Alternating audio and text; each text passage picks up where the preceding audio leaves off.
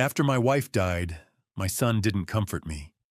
He changed the locks and left my life in cardboard boxes on the curb. Days later, the hospital called demanding payment for my surgery. My son had signed the papers, then refused to pay. Not my responsibility anymore, he said. At the will reading, he leaned close and mocked me in joy being homeless. I made sure you get nothing. Then the lawyer calmly said, "There is one final section of the will." That's when my son fainted. Thank you so much for being here and taking a moment to listen to this story.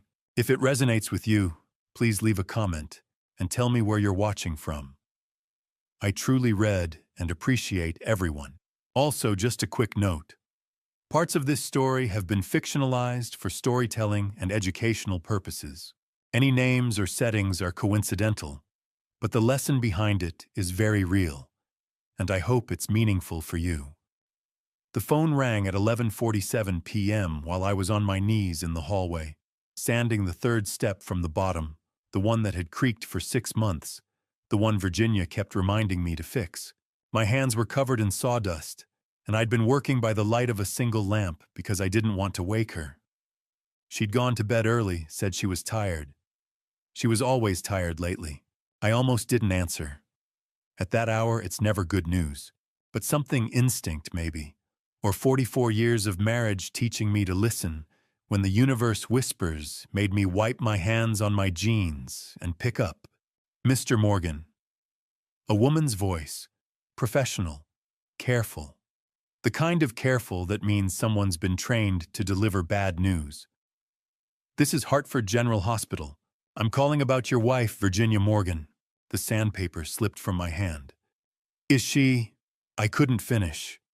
Couldn't make my mouth form the question. Mr. Morgan, I'm so sorry.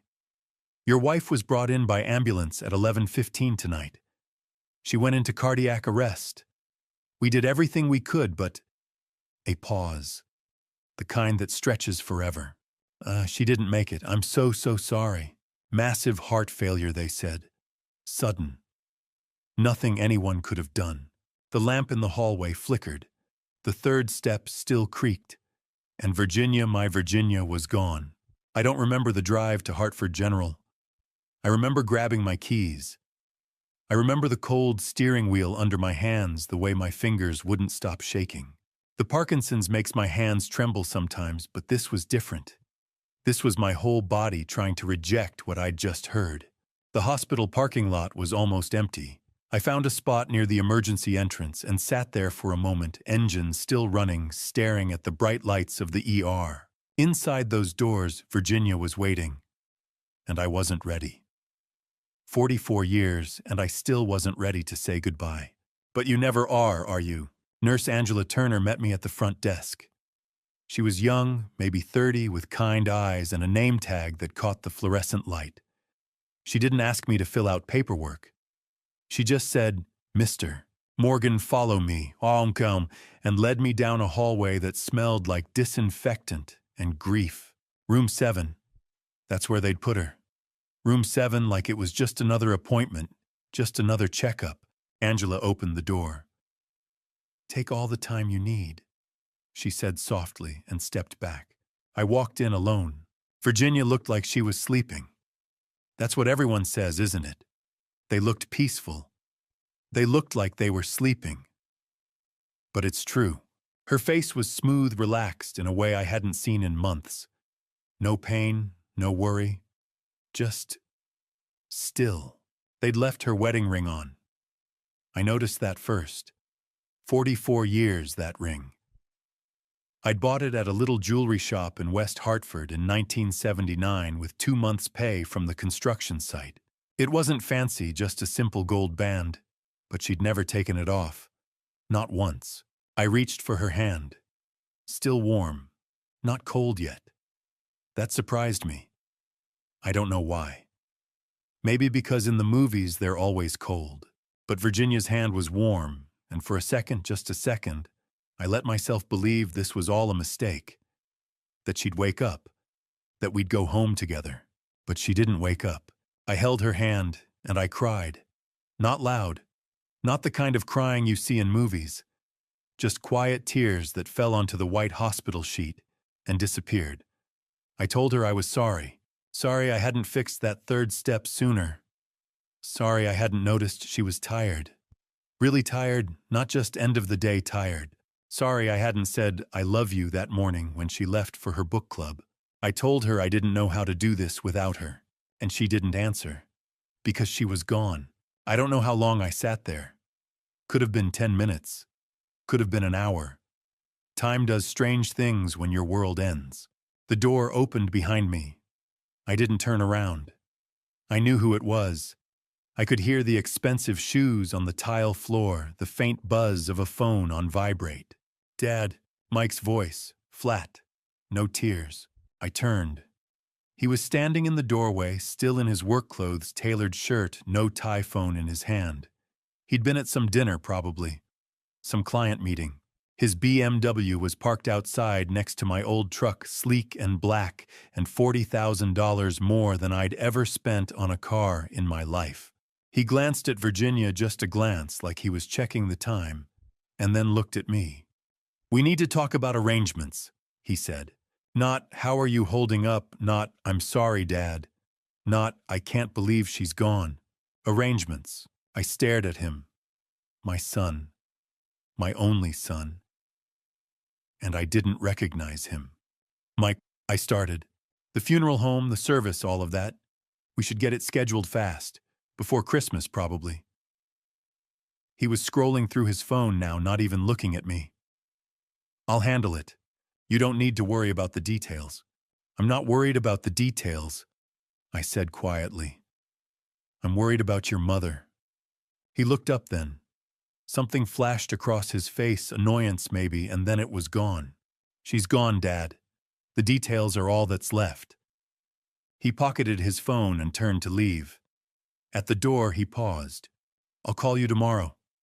We'll figure out next steps." He glanced at Virginia one more time, clinical, detached, like she was a problem to be solved, and walked out. I heard his shoes echoing down the hall. I heard the ding of the elevator. I heard him leave, and I sat there holding Virginia's hand, wondering when my son had become a stranger. As I watched my son scroll through his phone in the hospital hallway, Virginia's hand still warm in mine, I didn't know that this was only the beginning. I didn't know that in 4 days I wouldn't even be allowed into my own home. But I should have, because Virginia had known. She'd known for years, and she'd been planning. 4 days later, I stood at the back of St. Paul's Episcopal Church, watching my wife's funeral from a distance. I'd arrived early 6:30 a.m., an hour before anyone else, because I wanted to see Virginia one more time before they closed the casket. But when I got there, it was already sealed. White roses arranged on top. A framed photo from our wedding day, propped on an easel beside it. Virginia at 22, smiling in a dress she'd sewn herself, holding a bouquet of daisies because roses were too expensive. 44 years ago, a lifetime ago, I stood there alone in the empty church, my hand on the smooth wood of the casket, and said the things I didn't get to say in the hospital. The things I'd thought of at 3 a.m. when sleep wouldn't come. The things that mattered. Then people started arriving and I moved to the back. By 10 a.m., the church was full. Virginia had touched a lot of lives, her book club, her garden club, the women from her quilting group, neighbors we'd known for decades. They filed in quietly, found their seats, whispered condolences that I nodded at, but couldn't really hear. Mike and Tiffany sat in the front row, center seats, like they'd reserved them. Mike wore a black suit that probably cost more than my truck. Tiffany wore pearls. They looked like they'd stepped out of a magazine, polished, appropriate, the picture of grieving family. Mike had his arm around Tiffany's shoulders. Every few minutes, she'd dab at her eyes with a tissue, though I never saw any tears. Amanda sat 3 rows back with Joshua. I caught her eye once when she first came in, and she looked away. Not coldly, just quickly, like she couldn't decide where to land. Joshua squeezed her hand. She stared straight ahead. Dylan wasn't there. When I asked Mike about it yesterday on the phone, he'd said, "He's too young to handle this, Dad. Better he remembers Grandma the way she was." Dylan was 16. Old enough to handle a funeral, old enough to say goodbye. But Mike had decided for him. Pastor Williams kept the service short, opened with a prayer read from Psalms, talked about Virginia's kindness and her love for her family. It was nice. Generic, but nice. The kind of service you give someone when you know them a little, but not enough to really capture who they were. Then Mike stood up to give the eulogy. He walked to the podium with a folded piece of paper in his hand. Printed, I noticed, not handwritten. He smoothed it out, cleared his throat, and looked at the congregation with an expression I'd seen him practice in the mirror when he was in high school, somber, composed, in control. My mother, he began, was a devoted wife and a devoted mother. I felt something tighten in my chest. She gave everything to her family. She made our house a home. She taught us the value of hard work and the importance of— He paused, glanced down at his paper. The importance of being practical. Practical. Virginia hated that word. Be practical, Virginia. People used to tell her when she wanted to plant a garden on a construction worker's salary. Be practical, they said, when she insisted on driving 40 miles to visit her mother every Sunday, even though gas was expensive. She'd smile and do it anyway. Because Virginia wasn't practical. She was loving, she was stubborn, she was willing to sacrifice comfort for the people she cared about. But Mike didn't mention any of that. Mom would want us to honor her memory. He continued, by being realistic about what comes next, by taking care of business, He looked directly at me for the first time. By making smart decisions for the family's future. I understood what he was really saying. Sell the house, move on, don't be sentimental. The rest of the eulogy blurred. Something about cherishing memories. Something about moving forward. The words didn't matter. What mattered was the performance. Mike had rehearsed this. Every pause, every inflection. This wasn't grief. This was a presentation. When he finished, people applauded softly. He returned to his seat. Tiffany took his hand, and I stood in the back invisible, wondering when my son had learned to lie so well. The service ended. People filed out to the parking lot, murmuring about the reception at the church hall, about how lovely the flowers were, about how strong Mike was to give such a beautiful eulogy. I walked slowly, letting the crowd thin. Leonard Foster fell into step beside me, my old friend from the construction crew, the one who'd lent me tools when I couldn't afford my own, the one who'd been at our wedding 44 years ago. That was a hell of a speech, Leonard said quietly. I didn't answer. Sounded like he was selling something, Leonard added. He was. We reached the parking lot. I was headed toward my truck when I heard footsteps behind me. Dad! I turned. Mike was walking toward me, Tiffany a few steps behind, scrolling through her phone.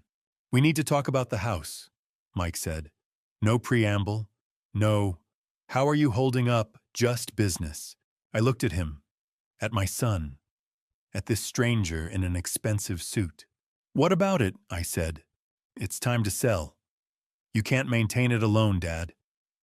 The stairs, the yard, the repairs. He gestured vaguely, like the house was already falling apart.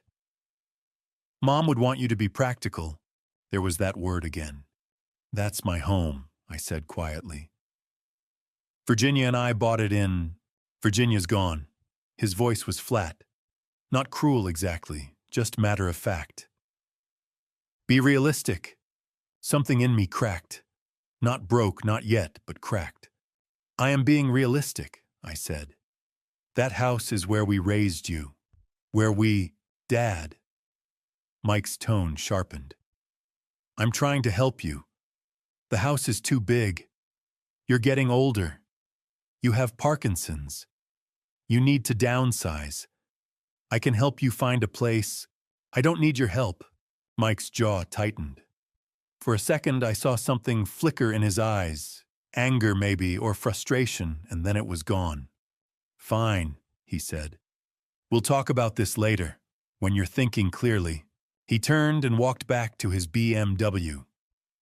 Tiffany followed without looking up from her phone. Leonard stepped closer. "You okay?" I watched Mike's car pull out of the parking lot, tires crunching on gravel, and disappear down the street. "No," I said, "I'm not." Leonard put a hand on my shoulder. "Come stay with me tonight. You shouldn't be alone." I almost said no. Almost said I'd be fine.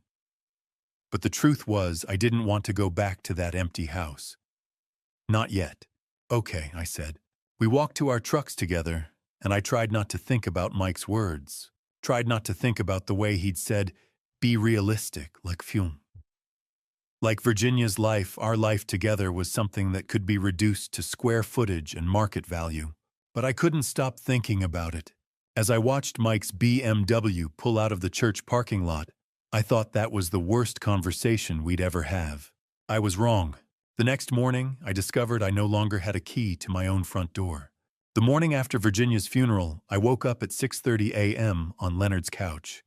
Same time I'd woken up for 40 years, body clock refusing to adjust, even when everything else had changed. Leonard was still asleep. I could hear him snoring softly from his bedroom down the hall. I made coffee in his kitchen, moving quietly, trying not to wake him. The house smelled like old wood and Murphy's oil soap, the way Virginia's house used to smell before she switched to that lavender stuff from the farmer's market. I stood at the window with my mug watching the sun come up over West Hartford and made a decision. I needed to go home, not to stay. Leonard had offered his spare room, and I'd probably take him up on it, but to get my things. Clothes, tools. The photo albums Virginia kept in the hall closet. My grandfather's watch. The stuff that mattered. I left a note for Leonard on the counter, gone to the house. Back by lunch. Then I got in my truck and drove to 523 Maple Drive. The neighborhood looked the same. Mrs. Helen Armstrong was out watering her roses even though it was December and the roses were dormant. She waved. I waved back. 2 houses down, the Kowalski's dog barked from behind their fence, same as he'd done every morning for 8 years. Everything looked normal. I pulled into the driveway behind Mike's truck, surprised to see it there this early, but not alarmed. Maybe he'd stayed overnight to start sorting through Virginia's things. Maybe he wanted to talk. Really talk, without Tiffany scrolling through her phone in the background. Maybe I was still hoping my son would show up. I walked up the front steps, the ones I'd built in 1987, the ones I'd repaired a dozen times since, and pulled out my key, slid it into the lock. It didn't turn. I tried again, jiggled it, pulled it out, and checked to make sure I had the right key. I did. Same key I'd used for 38 years, worn smooth on one edge from my pocket. I tried a third time. Nothing. That's when I noticed the deadbolt. New, brass, shinier than the rest of the hardware. He'd changed the locks. I stood there for a moment, key in hand, staring at that new deadbolt like it was something from another planet. My brain couldn't process it. This was my house, my door, my lock, except it wasn't anymore. I knocked, footsteps inside. Heavy, slow. Then the door opened, and Mike stood there in sweatpants and a t-shirt, coffee mug in hand, looking at me like I was a door-to-door salesman. "What are you doing here?" he said. I blinked. "What am I?" "This is my house, Mike." "No," he said flatly. "It's not." I looked past him into the hallway. I could see the living room beyond Virginia's reading chair by the window. The bookshelf I'd built her for Christmas 10 years ago. The painting we'd bought at a yard sale in 1992 because Virginia said it looked like the house she grew up in. All of it still there. All of it mine. "Mike, what's going on?" I said. He took a sip of his coffee. "Didn't invite me in." "You don't live here anymore, Dad. I'm selling the house." The words didn't make sense. Couldn't make sense. "This is my house." I said again, slower this time, like maybe he hadn't heard me. "Virginia and I bought it in 1985. We checked the deed." Mike's voice was calm. Too calm. "Mom's name only. She transferred it 3 years ago." I stared at him. "What? 2021. She put the house in her name." Sole ownership. He shrugged. Which means it's part of her estate. Which means I inherit it. Which means... He gestured vaguely at me. You don't live here anymore. My mouth opened, closed. No words came out. Virginia had transferred the deed. Without telling me. That's not... I started. She wouldn't... She did. Mike reached into his back pocket and pulled out an envelope. Held it out to me. Here. $500. Should cover a motel for a couple weeks while you figure things out. I looked at the envelope. At the cash inside. At my son offering me money to leave my own home. I'm not taking your money, I said quietly. Mike shrugged again. Suit yourself. He started to close the door. Mike, wait. Oh, Dad. He stopped door half closed and looked at me with something close to pity. You're trespassing. Legally. I could call the cops. But I'm trying to be nice here. So take the money, get a room, and we'll figure out next steps later. Next steps. My voice cracked. This is my home. Was your home? He pushed the door shut. I heard the deadbolt slide into place. New. Brass. Locked. I stood there on my own front porch. The porch I'd rebuilt twice, the porch where Virginia and I used to sit on summer evenings, with lemonade and the newspaper, and I didn't know what to do. Then I saw the boxes, 3 of them. Cardboard, taped shut. Sitting at the end of the driveway near the curb like trash waiting for pickup. I walked over, opened the first one, my clothes. Jeans, flannel shirts, work boots. Thrown in without folding like someone had just grabbed armfuls from the closet and dumped them. Second box, tools. My hammer, my level, the electric sander Virginia bought me for my 60th birthday.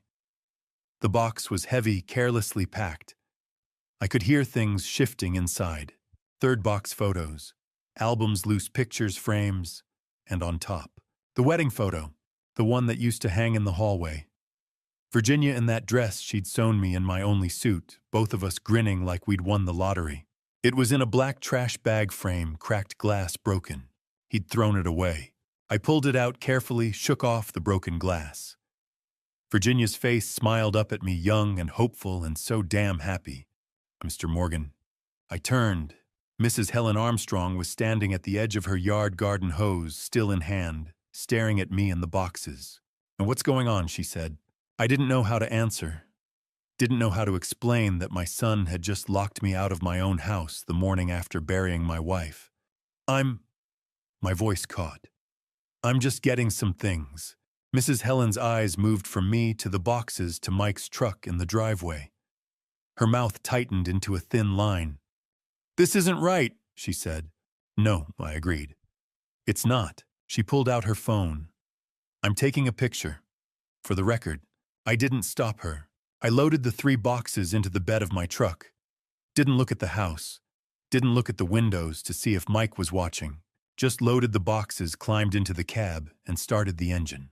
As I drove away from 523 Maple Drive, for what I thought might be the last time I didn't look in the rearview mirror. I couldn't, but I kept that wedding photo on the passenger seat, the one Mike had thrown away like garbage, and I made a promise to Virginia I wouldn't let him win. I'd been sleeping on Leonard Foster's couch for 3 nights now. 3 nights of staring at his ceiling, listening to the clock on the mantel tick, wondering how I'd gotten here. Every morning I woke up and forgot where I was. Forgot Virginia was gone. Forgot Mike had locked me out. For about 5 seconds, everything was normal. Then reality came back heavy as concrete. Leonard never asked how long I'd stay. Just made coffee in the mornings extra strong the way I liked it, and left the newspaper folded on the table. You're staying as long as you need to. He'd said that first night when I showed up with 3 cardboard boxes. I got a spare room upstairs. But I couldn't take his spare room. The couch was temporary. The couch meant I was still figuring things out. Leonard and I went back 40 years. We'd met in 1984 on a construction site in downtown Hartford, both of us young, both trying to make something of ourselves. He'd worked nights as a firefighter, days doing carpentry. I'd lent him my truck when his broke down. He'd lent me tools I couldn't afford. His wife Ellen died 5 years ago. Cancer. I'd driven him to the hospital every day for 2 months during her chemo. You don't forget friendships like that. So when I'd shown up at his door with everything I owned in 3 boxes, Leonard hadn't asked questions. He'd just opened the door wider and said, "Come on in." On Saturday morning, December 14th, I finally opened the boxes. I'd been avoiding them. Didn't want to see my life reduced to cardboard. But Leonard had gone to the hardware store, and the house was too quiet, and I needed something to do with my hands. First box: tools. My hammer, 40 years old, handle worn smooth. My tape measure, my level. The electric sander Virginia had given me for my 60th birthday. I set it aside, throat tight. Second box: clothes. Jeans, flannel shirts, work boots. Everything smelled like cedar, like our bedroom. Like home. Third box: photos. I pulled out the wedding album. Virginia in that dress she'd sewn herself because a real wedding dress cost too much. Me in my cousin's borrowed suit, 2 sizes too big. Both of us grinning like we'd won the lottery. We'd gotten married at City Hall on a Tuesday. Just us and 2 witnesses and a judge who'd said, "You kids look happy." We were. I turned the page. Our first apartment. Virginia pregnant with Mike.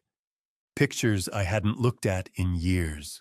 I closed the album, couldn't look anymore. At the bottom of the box, I found Virginia's gardening journal. Notes about planting schedules, watering times where the sun hit best. The last entry was from October. Lavender doing well this year. Edward says the smell reminds him of his grandmother. I sat on Leonard's floor holding that journal, and something in me cracked. Leonard came home around noon, took one look at me surrounded by boxes and albums and didn't say anything. Just sat down on the floor next to me. "You need a lawyer," he finally said. I shook my head. I don't even know where to start. Oh, did Virginia have a lawyer? I thought about it. Maybe she handled all the paperwork. Leonard nodded toward my wallet on the coffee table. Check. I didn't know what I was looking for, but I opened it anyway. Driver's license, credit card, $23, insurance card, and a business card. Small. White. Bent from being in my wallet for who knows how long. Christine Lawson. Estate Attorney, Harrison and Cole Law Offices, 203555047. I turned it over. On the back in Virginia's handwriting, I'd know those looped L's anywhere, was a note. If something happens. CL. I stared at it. Read it again. Turned it back over. "What's that?" Leonard asked. "A business card," I said slowly. "For a lawyer." Virginia must have put it in my wallet. Leonard leaned over, looked at the note. If something happens. Happens to what? I don't know. But even as I said it, something shifted in my chest. Virginia had put this card in my wallet. Had written that note. Had wanted me to find it. If something happens. Something had happened. "Call her," Leonard said. "Monday morning." I looked at the card again.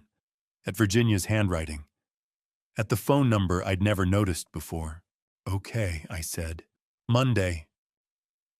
That Sunday night. December 16th, I sat at Leonard's kitchen table long after he'd gone to bed, turning Christine Lawson's business card over and over in my hands. Virginia's handwriting on the back. If something happens, CL. What had she known? What had she been trying to tell me? The clock on the wall ticked past midnight. The house was silent except for Leonard's soft snoring from upstairs. I set the card down, picked it up again, traced Virginia's handwriting with my thumb. She'd planned something. I didn't know what. Didn't know why she hadn't told me. But tomorrow, Monday morning, I'd find out. I owed her that much. On January 15th, 2024, 5 weeks after Virginia's death, I walked into Christine Lawson's office on the 12th floor of a glass building downtown, carrying nothing but that business card and a faint hope that someone could help me. The office was clean and modern, floor-to-ceiling windows overlooking Hartford, mahogany desk with neat stacks of files. Diplomas on the wall, Yale Law Connecticut Bar Association. Everything about it said expensive, and I almost turned around. I couldn't afford expensive, but the receptionist had already seen me. "Mr. Morgan," I nodded. "Ms. Lawson is expecting you. Go right in." Expecting me. I hadn't called ahead, hadn't made an appointment.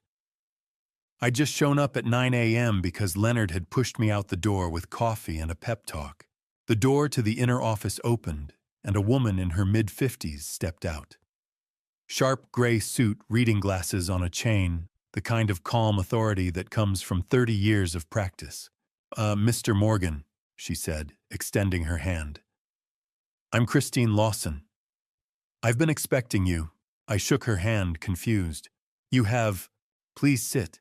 She gestured to the chairs across from her desk. "Virginia and I have been working together for 10 years. The words didn't register at first. Couldn't register. 10 years, I said slowly. Christine sat down, folded her hands on the desk, and looked at me with something close to sympathy. "Yes, since 2014. Your wife came to me after a cancer scare. It was benign, but it changed her perspective. She wanted to make sure you were protected." I stared at her. Protected from what? From Mike. Christine opened a file on her desk. Thick, organized. Tab dividers with dates going back a decade. "Your wife knew Mike had problems," she said carefully. "Financial problems, gambling problems. She discovered them in 2015 and started documenting everything." She slid a stack of papers across the desk. Receipts, bank statements, handwritten notes in Virginia's looping script. 2009, $30,000. Investment opportunity. 2015, $5,000. Emergency car repair. 2018, $12,000. Business licenses. 2021, $8,000. Medical bills. I read through them twice. Loans Virginia had given Mike over 12 years. Loans he'd never paid back. "That's over $55,000, Christine said quietly. "None of it repaid. None of it even acknowledged." My throat was dry. "I didn't know. She didn't tell you. She said if you knew you'd try to help him, and she couldn't let that happen." I looked up from the papers. Why not? Because helping Mike meant enabling Mike. And Virginia knew that if she didn't protect the estate, Mike would take everything, which is exactly what he tried to do. Christine pulled out another document. Crisp, legal, stamped. "CK, power of attorney," she said.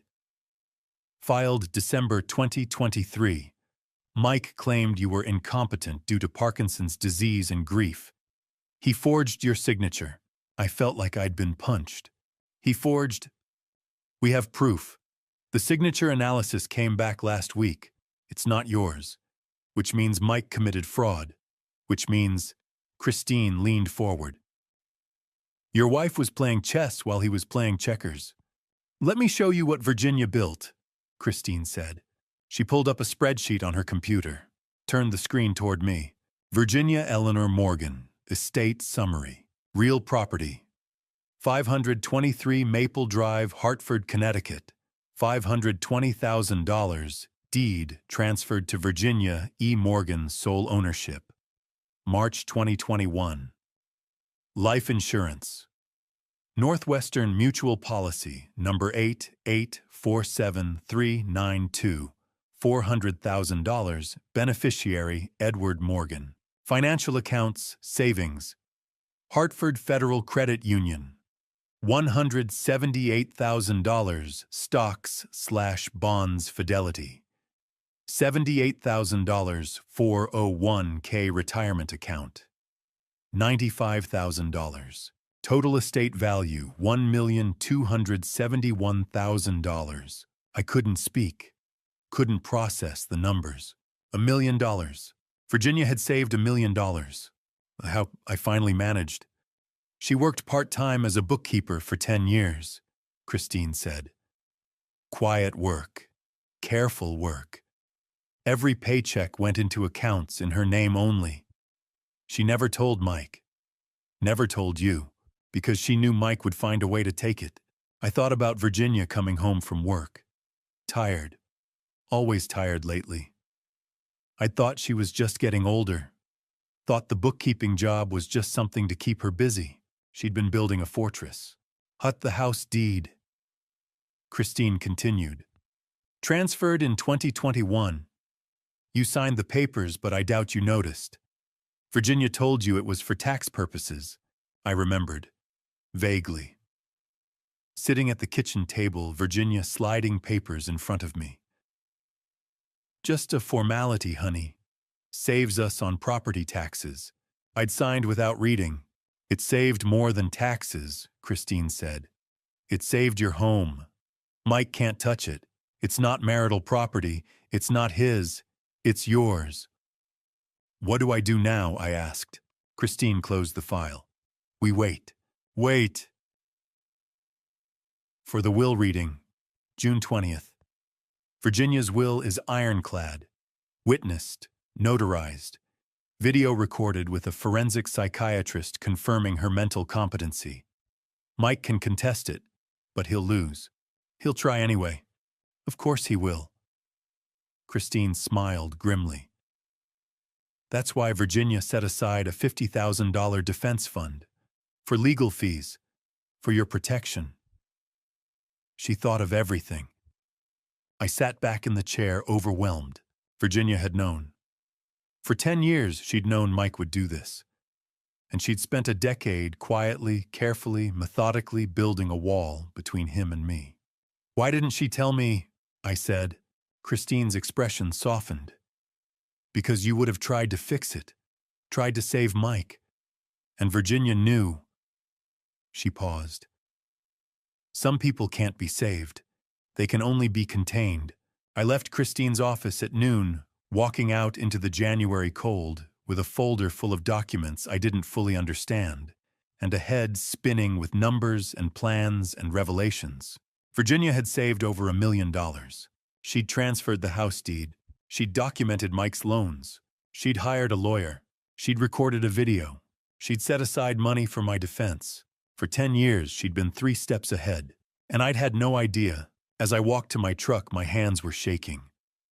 Not from the Parkinson's, not this time. From something else. Gratitude. Grief. Awe. Virginia had known. She'd always known. And she'd protected me. But as I sat in the truck key in the ignition, staring at the folder on the passenger seat, one question burned in my mind. What else had she planned that I didn't know about? 3 days after meeting Christine, I couldn't sleep. It was 2 a.m. and I kept thinking, if Virginia had planned this for 10 years, there had to be more. There had to be something she left for me. Leonard found me in the kitchen, staring out the window. You're not sleeping, he said. Can't. I keep thinking there has to be more. Something Virginia left. Leonard was quiet for a moment. Then, there's a box in my attic. Virginia dropped it off 2 years ago. Said to give it to you when the time comes. I looked up. Show me. The attic stairs creaked. Leonard pulled the cord for the overhead bulb. In the corner on top of old boxes sat a brown cardboard box, taped shut. On the side in Virginia's handwriting, for Edward. When the time comes. My hands shook as I carried it downstairs. We set it on the kitchen table. I cut the tape with my pocket knife. Inside, everything was organized. That was Virginia meticulous, nothing left to chance.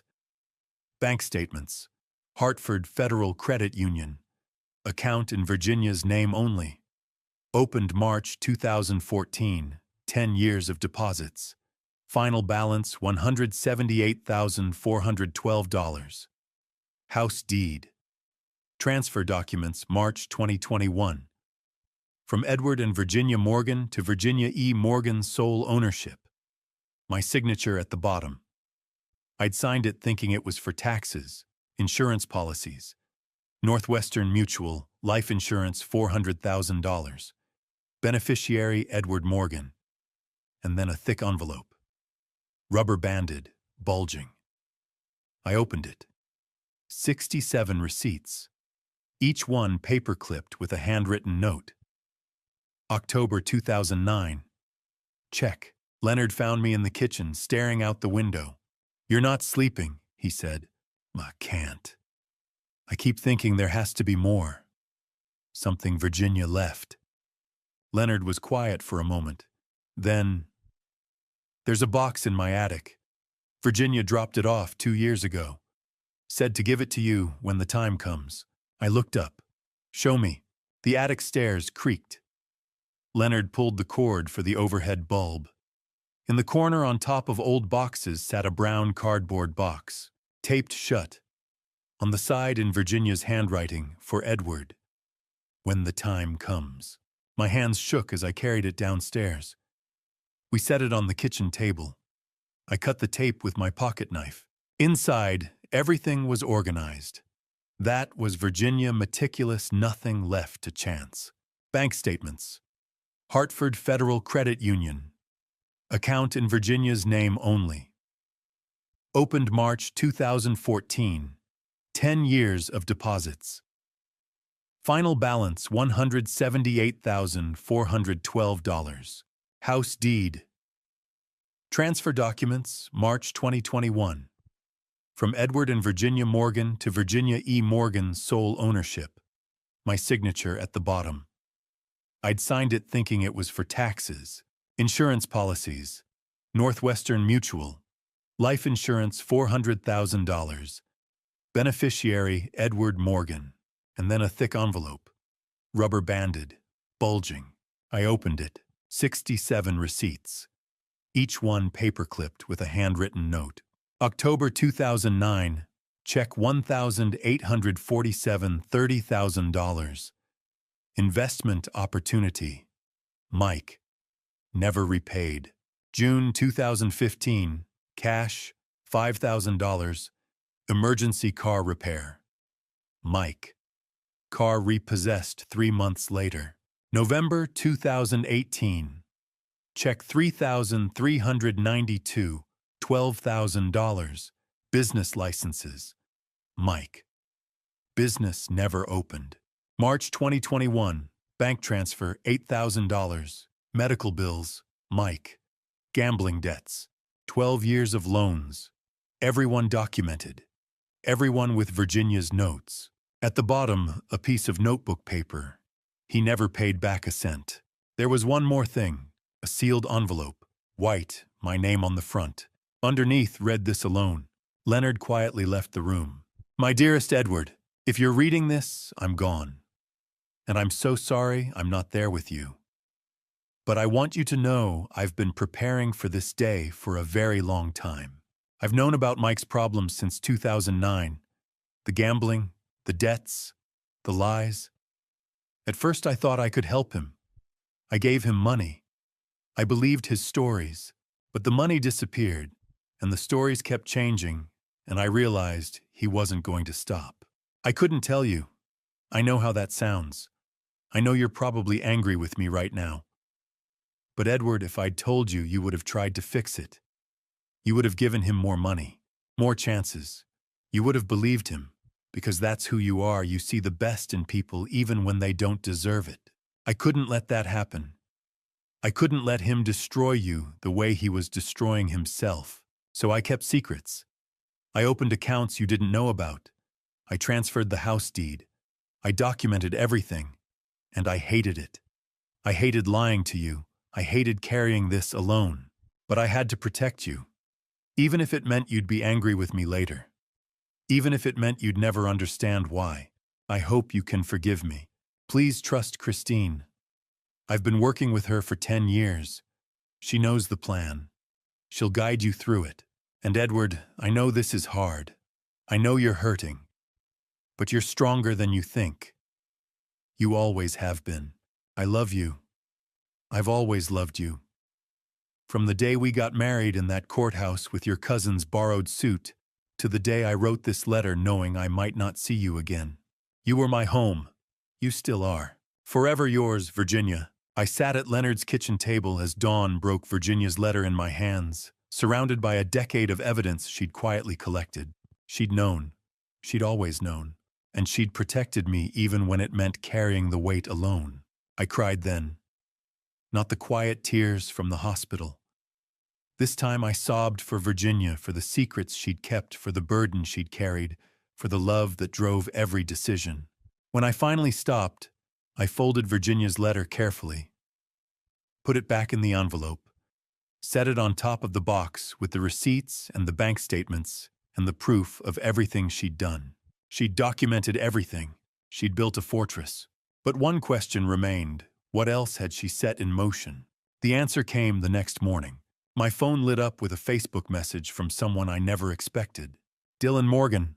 At 7:34 p.m. on January 18th, my phone buzzed with a Facebook message. I almost didn't check it. I barely used Facebook, only kept the account, because Virginia used to tag me in photos, but something made me look. The name at the top, Dylan Morgan. I stared at it. Read it again. Dylan. My grandson. The kid I hadn't seen in 5 years. For a second I thought it was spam. Some scam using his name. But then I opened it. Grandpa, I need to talk to you. I have something you need to hear. Please don't tell Dad. My heart stopped. I hadn't seen Dylan since 2019. He'd been 11 then, still a kid, still excited about comic books and building things with his hands. We'd spent every Sunday together for 9 years. I'd taught him basic carpentry, how to use a level, how to measure twice and cut once. He'd loved it. Then one day in March 2019, Mike stopped bringing him. He's busy with school, Mike had said when I'd asked. Got a lot of homework. You know how it is. I'd nodded, believed him.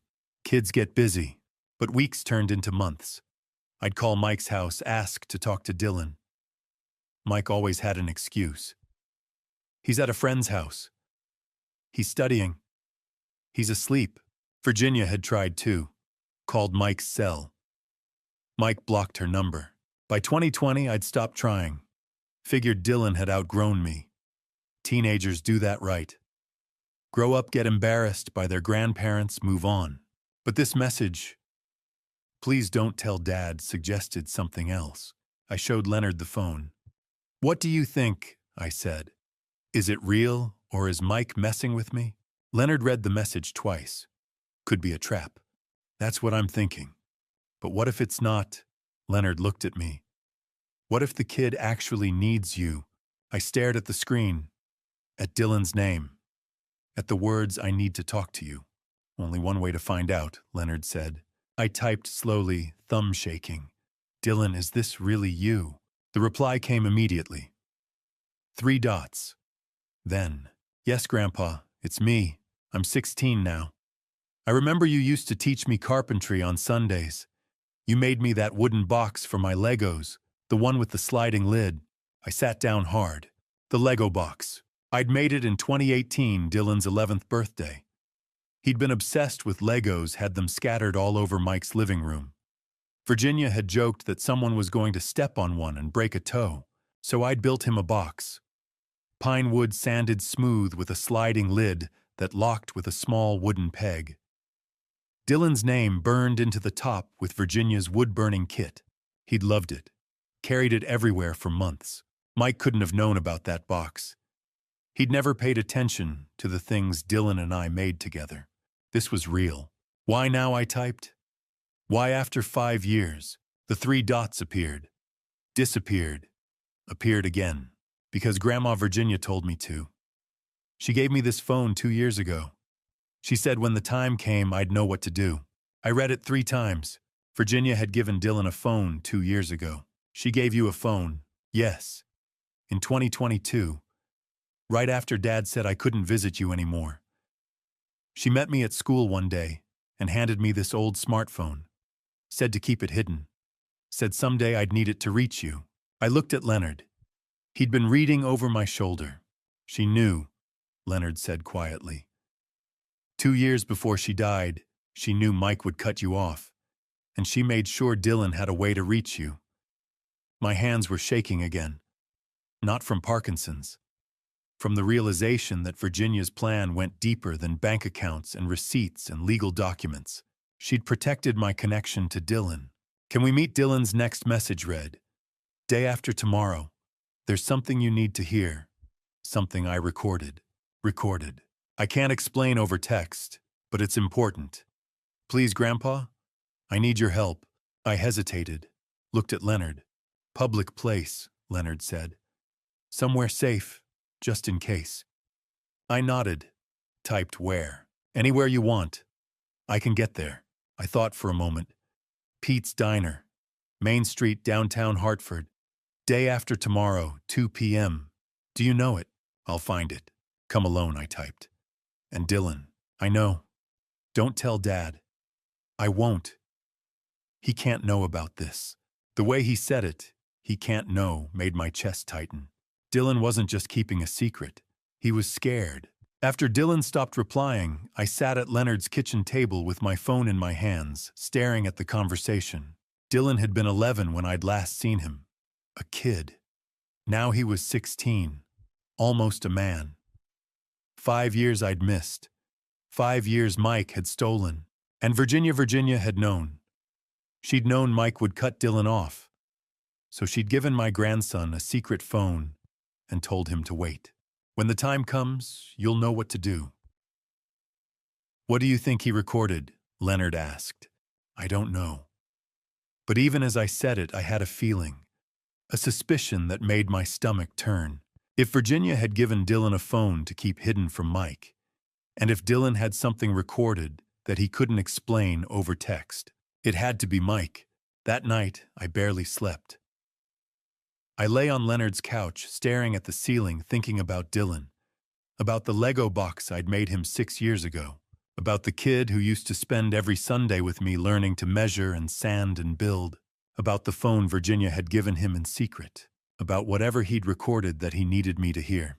Day after tomorrow, January 20th at 2 p.m., I'd meet my grandson for the first time in 5 years, and something told me that whatever Dylan had to show me would change everything. At 1:55 p.m. on January 20th, I sat in a booth at Pete's Diner, hands wrapped around a cup of coffee I couldn't drink, watching the door. The diner smelled like grease and bacon the way it had for 40 years.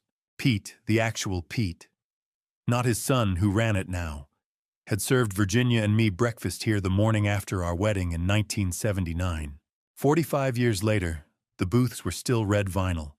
The jukebox still played oldies, and I was still sitting here waiting for something that would change my life. At exactly 2 p.m., a teenage boy walked in. Tall, skinny in that awkward way 16-year-olds are. Dark hair, Mike's jawline, but something softer in his eyes. For a moment I saw Mike at 17, before the gambling, before the lies, when he still looked at me like I was someone worth knowing. Then Dylan saw me and waved nervously, and the moment broke. "Hi, Grandpa," Dylan said, sliding into the booth across from me. "Hi, Dylan." Silence.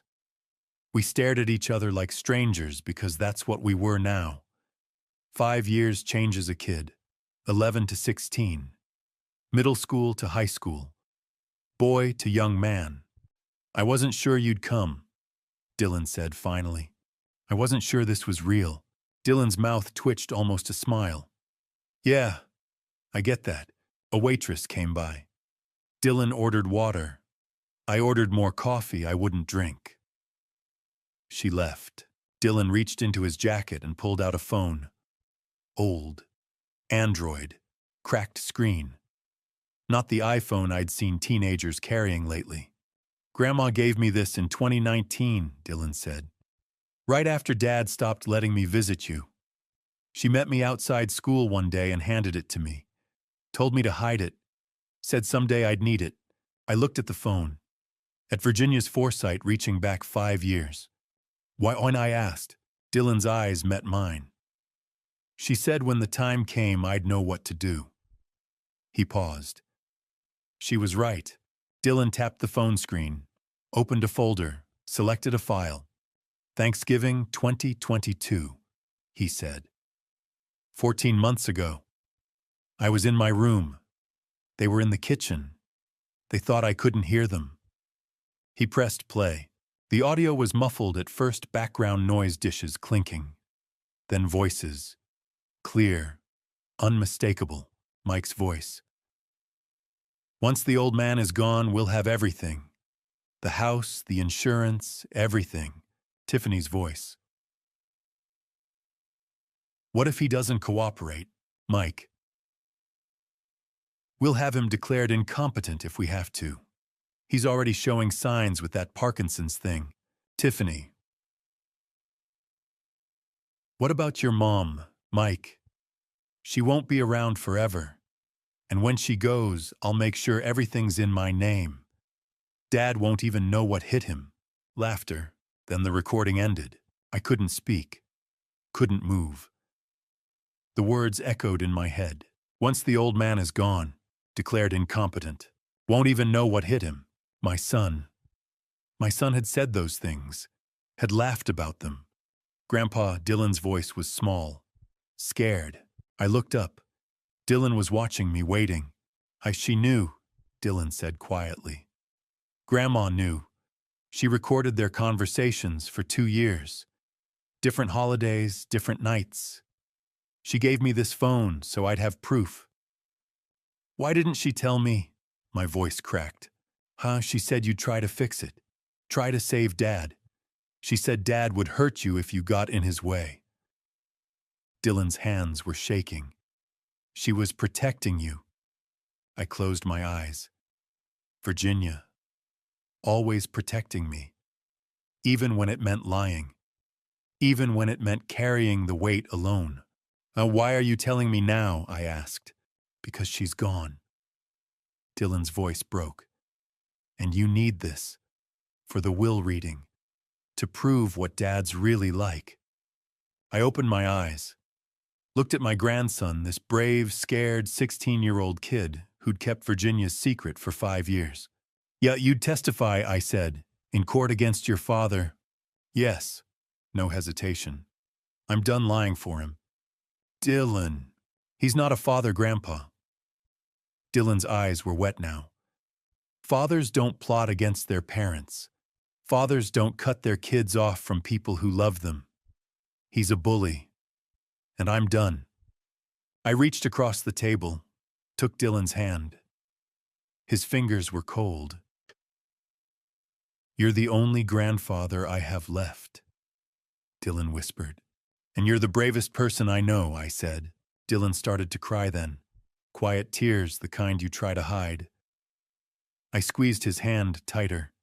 I miss her so much, he said. Me too, son, I said. Me too.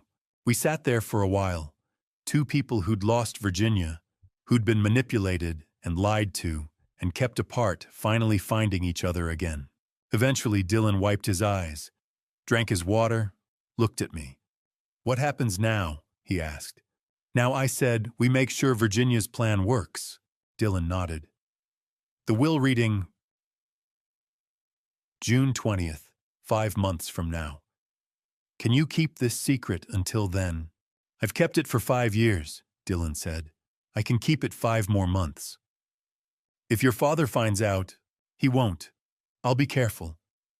I looked at this kid, this young man who'd just given me the ammunition to take down his own father, and I felt something I hadn't felt in weeks. Hope. Not just for justice, for family. As Dylan and I left Pete's diner that afternoon, the recording safely in my pocket, I felt lighter than I had in months. Dylan was brave, braver than I'd ever been, and together we were going to make sure Virginia's plan succeeded. But first we had to survive what came next. On February 10th, 3 weeks after meeting Dylan, I received a phone call that proved Mike wasn't done. Not even close. I was at Leonard's kitchen table sorting through paperwork Christine had sent, estate documents, court filings, things I barely understood when my phone rang. Unknown number, Hartford area code. I almost didn't answer, but Leonard looked up from his newspaper and said, "Might be important." I picked up. "Hello? Mr. Morgan. This is Russell Adams, administrator at Hartford General Hospital. Do you have a moment?" My stomach dropped. Hospital calls were never good news. "Yes," I said. What's wrong? We have an issue with your account, sir. Your hip surgery bill, $45,000, hasn't been paid. According to our records, your son Michael Morgan signed as guarantor, but he's refused payment. The words didn't register at first. Couldn't register. He what? Russell's voice was careful, professional. The kind of careful that comes from making these calls every day. He called yesterday afternoon, said, and I'm quoting here, "He's not my responsibility anymore." Then he hung up. Not my responsibility. I set the phone down on speaker. Leonard was already standing, moving closer. Mr. Adams," I said slowly. "My wife passed away 2 months ago. My son locked me out of my house the day after her funeral. I haven't spoken to him since." Silence on the other end. Then, "I'm very sorry for your loss, Mr. Morgan, and for this situation. But the hospital still needs payment. If we don't receive it within 30 days, we'll have to turn the account over to collections." Collections. My credit ruined. Bills I couldn't pay. All because Mike had signed a piece of paper and then walked away. "I don't have $45,000, I said quietly. "I understand. We can set up a payment plan. Give me 24 hours, I said. "Let me call my attorney." Russell agreed. We hung up. I stared at the phone. Leonard sat down across from me. "What do you need?" "Christine," I said. "I need Christine." Christine Lawson answered on the second ring. "Edward, everything okay?" "No," I explained the hospital call. Mike's refusal. The $45,000 bill. Russell Adams's ultimatum. When I finished, Christine was quiet for a moment. Then, "Use the defense fund." "The what?" "The $50,000 defense fund Virginia set aside. That's exactly what it's for." I blinked. "But that's for legal fees, court costs." "It's for protecting you," Christine said firmly. "From Mike. From situations exactly like this. Virginia knew he'd try something. This is something." "But," Edward, stop. "Virginia planned for this. Let her protect you." I closed my eyes. Virginia. Always 3 steps ahead. Even from the grave. "Okay," I said. "Okay. I'll wire the money to Hartford General today. Give me Russell Adams's direct line." I gave her the number. Christine was silent for a moment, typing, probably entering it into her system. "What about Mike?" I asked. "He signed as guarantor. Doesn't that mean—" "It means he committed fraud," Christine said. "He agreed to pay, then refused. We'll add it to the complaint." Complaint. Elder financial abuse. Abandonment of medical responsibility. Fraud. This isn't just civil court anymore, Edward. Mike's committed crimes. Real crimes. When we go to the will reading on June 20th, we're bringing all of this with us. June 20th, 4 months away. It felt like forever. "He thinks he's won," I said.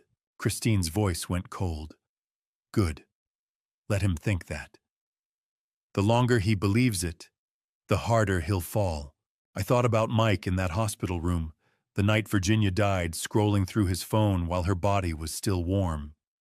Thought about him changing the locks, throwing my wedding photo in the trash, refusing to pay my medical bills. "Is it wrong," I said slowly, "that I want to see that I want to watch him fall?" Christine was quiet for a second. Then, "No, Edward. It's human." After I hung up, I sat at Leonard's table for a long time, staring at nothing. Leonard poured me fresh coffee, sat down, didn't say anything. Finally, I looked up. 4 months. 4 months. Leonard agreed. 4 months until Mike finds out. Leonard's mouth twitched into something that wasn't quite a smile. 4 months until justice. I picked up my coffee. It was still hot. Leonard had remembered I liked it black, no sugar, the way I'd been drinking it for 50 years. "And Virginia set aside $50,000, I said, "just in case Mike did this." "She knew," Leonard said simply. She always knew. We sat there in the quiet kitchen winter sun coming through the window, and for the first time in weeks, I felt something close to peace. Mike had tried to destroy me, tried to take my home, my money, my dignity. But Virginia had built a fortress, and brick by brick that fortress was holding. 4 months until June 20th, 4 months until the will reading, 4 months until Mike's world collapsed. But neither Leonard nor I knew how much worse things would get before then. Because the next week Mike stopped playing private games. He went public. I should have known something was wrong when Mike called Monday morning and invited me to church.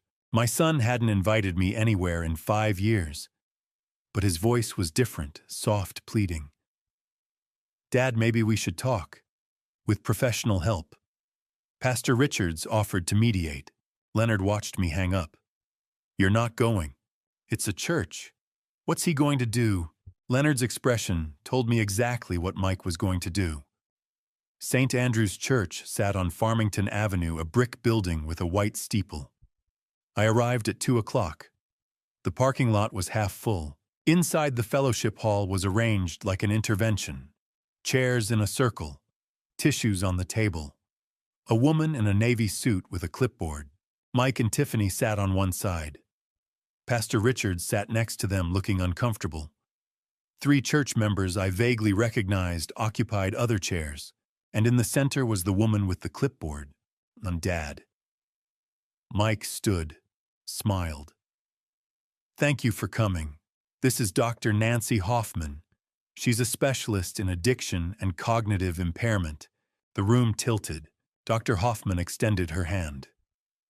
"Mr. Morgan, your son has expressed concerns about your ability to manage your affairs." I didn't shake her hand. "What is this?" "An intervention." Mike pulled papers from a folder. "I've prepared guardianship documents. Dr. Hoffman will conduct a preliminary assessment. If she determines you're unable to make sound decisions, I'm not incompetent." "Dad." Mike's voice was patient. "You're living on a friend's couch. You can't pay your hospital bills. You've made irrational accusations because you did steal from me." Tiffany spoke. "Edward, we're worried. The Parkinson's, the pain medications." "I don't take pain medications." "The pharmacy records suggest otherwise," Dr. Hoffman said. She opened her clipboard. "Mr. Morgan, could you tell me what day it is?" "No, I'm not answering your questions." Mike's smile never wavered. "See defensive, paranoid, classic cognitive decline." The door opened behind me. Christine Lawson walked into the fellowship hall carrying a briefcase and an expression that could freeze lava. She wore a charcoal suit.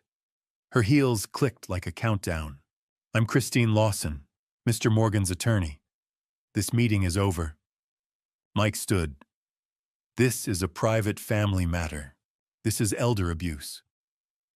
Christine set her briefcase on the table, opened it, pulled out 3 folders. "And I have documentation." Dr. Hoffman looked uncertain. "I'm just here to conduct an assessment on a man you've never met, based on information from his estranged son, who stands to inherit if guardianship is granted." Christine's voice was ice. "Have you reviewed Mr. Morgan's medical records?" "Well, no." "Then let me help." Christine opened the first folder. Medical records from Dr. Lisa Crawford, Mr. Morgan's primary physician of 15 years. Last exam, February 28, 2024. Diagnosis: early-stage Parkinson's, well managed. Cognitive function normal. Dr. Crawford's notes state, quote, "Patient demonstrates clear decision-making capacity." She opened the second folder. Cognitive evaluation by Dr. Patricia Chen, neuropsychologist. Last month. Mr. Morgan scored normal for his age. No dementia or impaired judgment. Mike's face was red. "Those are undocumented medical facts." Christine opened the third folder. Bank statements for 6 months. He's managed finances independently. Paid bills on time. No erratic decisions. The only financial abuse here is the hospital bill your son refused to pay, leaving his father to cover $45,000 out of pocket. The room was silent. Christine turned to Dr. Hoffman. Did Mike Morgan disclose he forged a power of attorney 3 months ago? That he changed his father's locks the day after his mother's funeral? That his mother specifically excluded him from inheriting because she knew he would do this? Dr. Hoffman closed her clipboard. I think there's been a misunderstanding. I think you've been used in an estate dispute. If you proceed, I'll file a complaint with the Connecticut Medical Board for conducting an evaluation under false pretenses. Dr. Hoffman stood. I'm not comfortable continuing. She looked at Mike. This isn't what you described. She walked out. Mrs. Helen Armstrong spoke from the back row. I hadn't noticed her. My neighbor who'd witnessed Mike throwing my belongings into boxes, who'd photographed my wedding portrait in the trash, stood and walked to the center. I've known the Morgans 32 years, she said. Her voice shook but carried. I watched Edward raise his children. I watched Virginia battle cancer. And I'm telling you, Mike Morgan is lying. She showed her phone to Pastor Richards. This photo is from December 13th. Edward's belongings on the lawn. His son changing the locks. This is not dementia. This is robbery. 3 other church members stood. Mr. and Mrs. Patterson from Maple Drive. Sarah Chen, whose father Virginia had helped. We've seen this, Mr. Patterson said. Pastor Richards closed his eyes. When he opened them, he looked at Mike. I agreed to mediate a family conversation, not participate in elder abuse. This meeting is over. Mike's chair scraped back. You'll regret this, Christine smiled. I already do, but not for the reasons you think. Mike grabbed Tiffany's arm. They left. Mrs. Armstrong hugged me after they'd gone. The Pattersons shook my hand. Sarah Chen promised to testify if needed. Pastor Richards apologized, said he'd been deceived. Christine packed her briefcase. He's desperate. That means he's dangerous. What do I do? That you wait. The will reading is June 20th. That's when this ends. Until then, you document everything. You stay safe. And you trust Virginia's plan. She paused at the door. This was rehearsal, Edward. June 20th is the real performance. I walked out into the March afternoon. For the first time since Virginia died, I felt something other than grief. I felt hope. 3 days later, there was a knock on Leonard's door. I opened it. Amanda stood on the porch, her eyes red from crying. She whispered. We need to talk about Mike. When Amanda knocked on Leonard's door on March 8th, 3 days after the intervention, her eyes were red and her hands shook. Dad, she said, I need to know the truth. I opened the door. My daughter stood on the porch in her nursing scrubs. Hair pulled back, mascara smudged. She looked like she'd driven here straight from her shift at Hartford Hospital without stopping to breathe. "Could you come in?" I said. She stepped inside. Hadn't visited since the funeral. 3 months. Leonard nodded from the kitchen and disappeared upstairs, giving us space. Amanda sat on the couch where I'd been sleeping, folded her hands, unfolded them. Mike called me yesterday. He said you were at church, that there was an intervention. There was. He said you refused help, that you got angry and stormed out, that your lawyer showed up and made threats. She looked up. Is that true? That's Mike's version. What's yours? I sat in Leonard's recliner. What exactly did Mike tell you? Amanda's voice cracked. That you're addicted to pain medication, that you can't take care of yourself, that Mom left the house to him because she knew you couldn't manage it. She wiped her eyes. That you're sick, Dad, that you need help and you won't accept it. And you believed him. I don't know what to believe anymore. The words burst out. You're my father, and he's my brother, and Mom is gone, and I don't know who's telling the truth. I leaned forward. Sit down.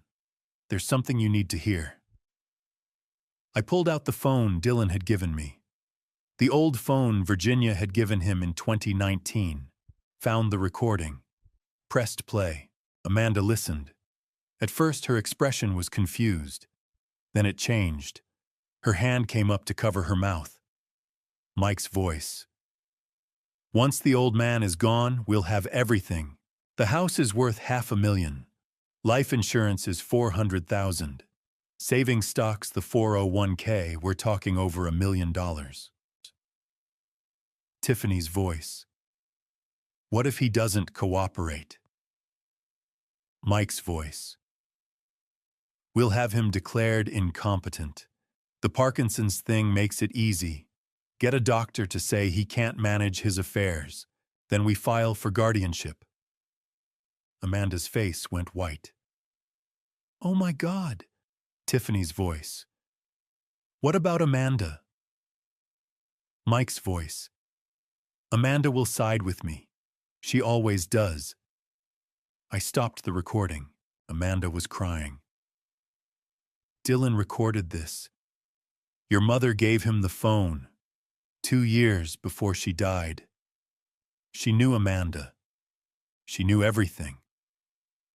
Knew what, since when? 10 years. I kept my voice steady. Your mother started planning in 2014.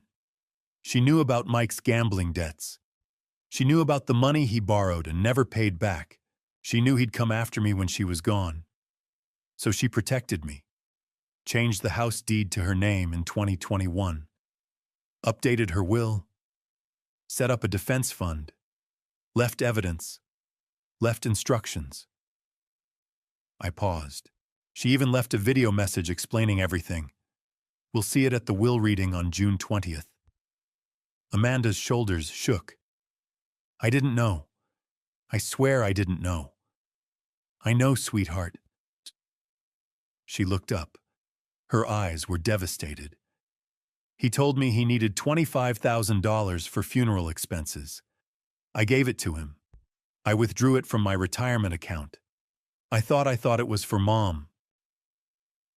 The room went silent. He told your mother the same thing in 2018, I said quietly. Said he needed $12,000 for business licenses. She gave it to him. He never paid it back. There are 67 receipts in a box your mother left me.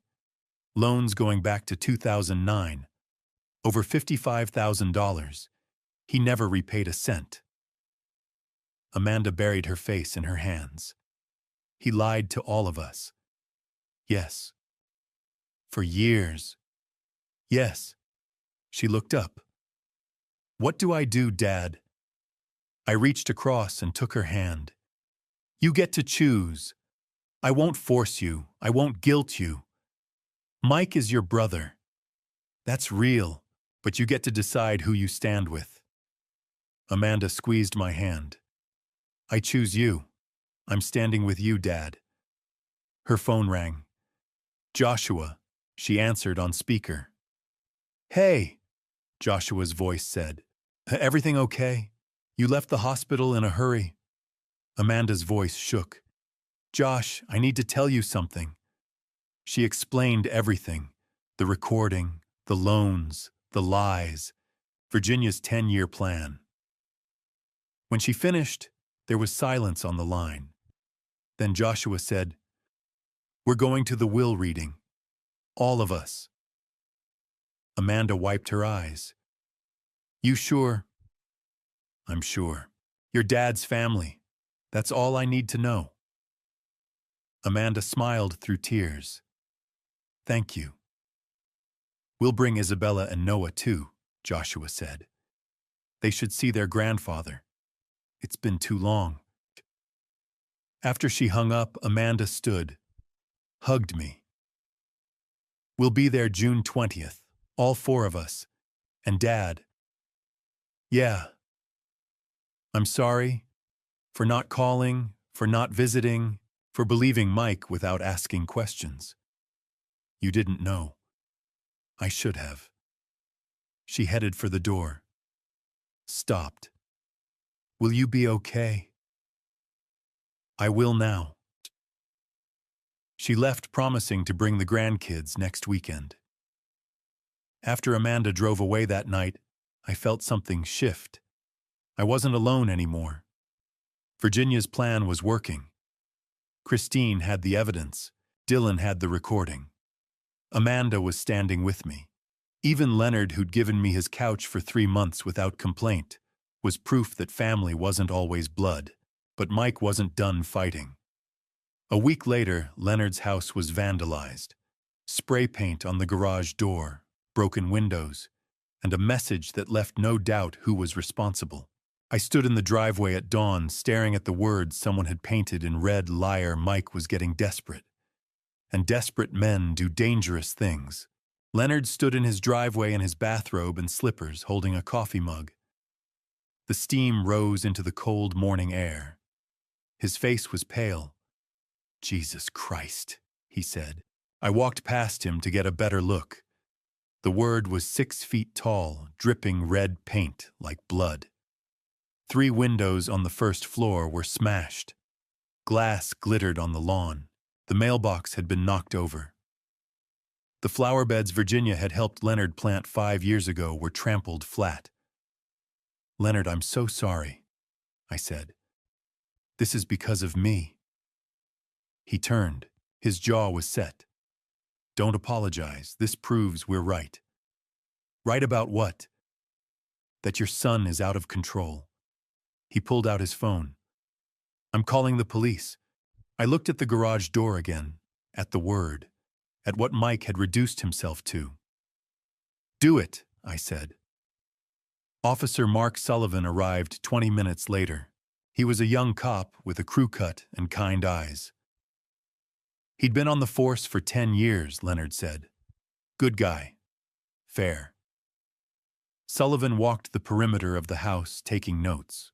Photographed the spray paint, the broken windows, the mailbox. He asked Leonard if anything was stolen. No, Leonard said. This wasn't about theft. This was about intimidation. Sullivan looked at me.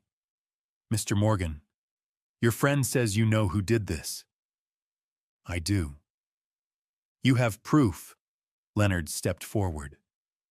Security cameras. I installed them after a break-in 2 years ago. Sullivan's expression changed. You have footage. Everything. We went inside. Leonard pulled up the security system on his laptop, found the timestamp 2:34 a.m., pressed play. The screen showed Leonard's driveway in night vision, empty, quiet. Then at 2:34, a black BMW pulled up.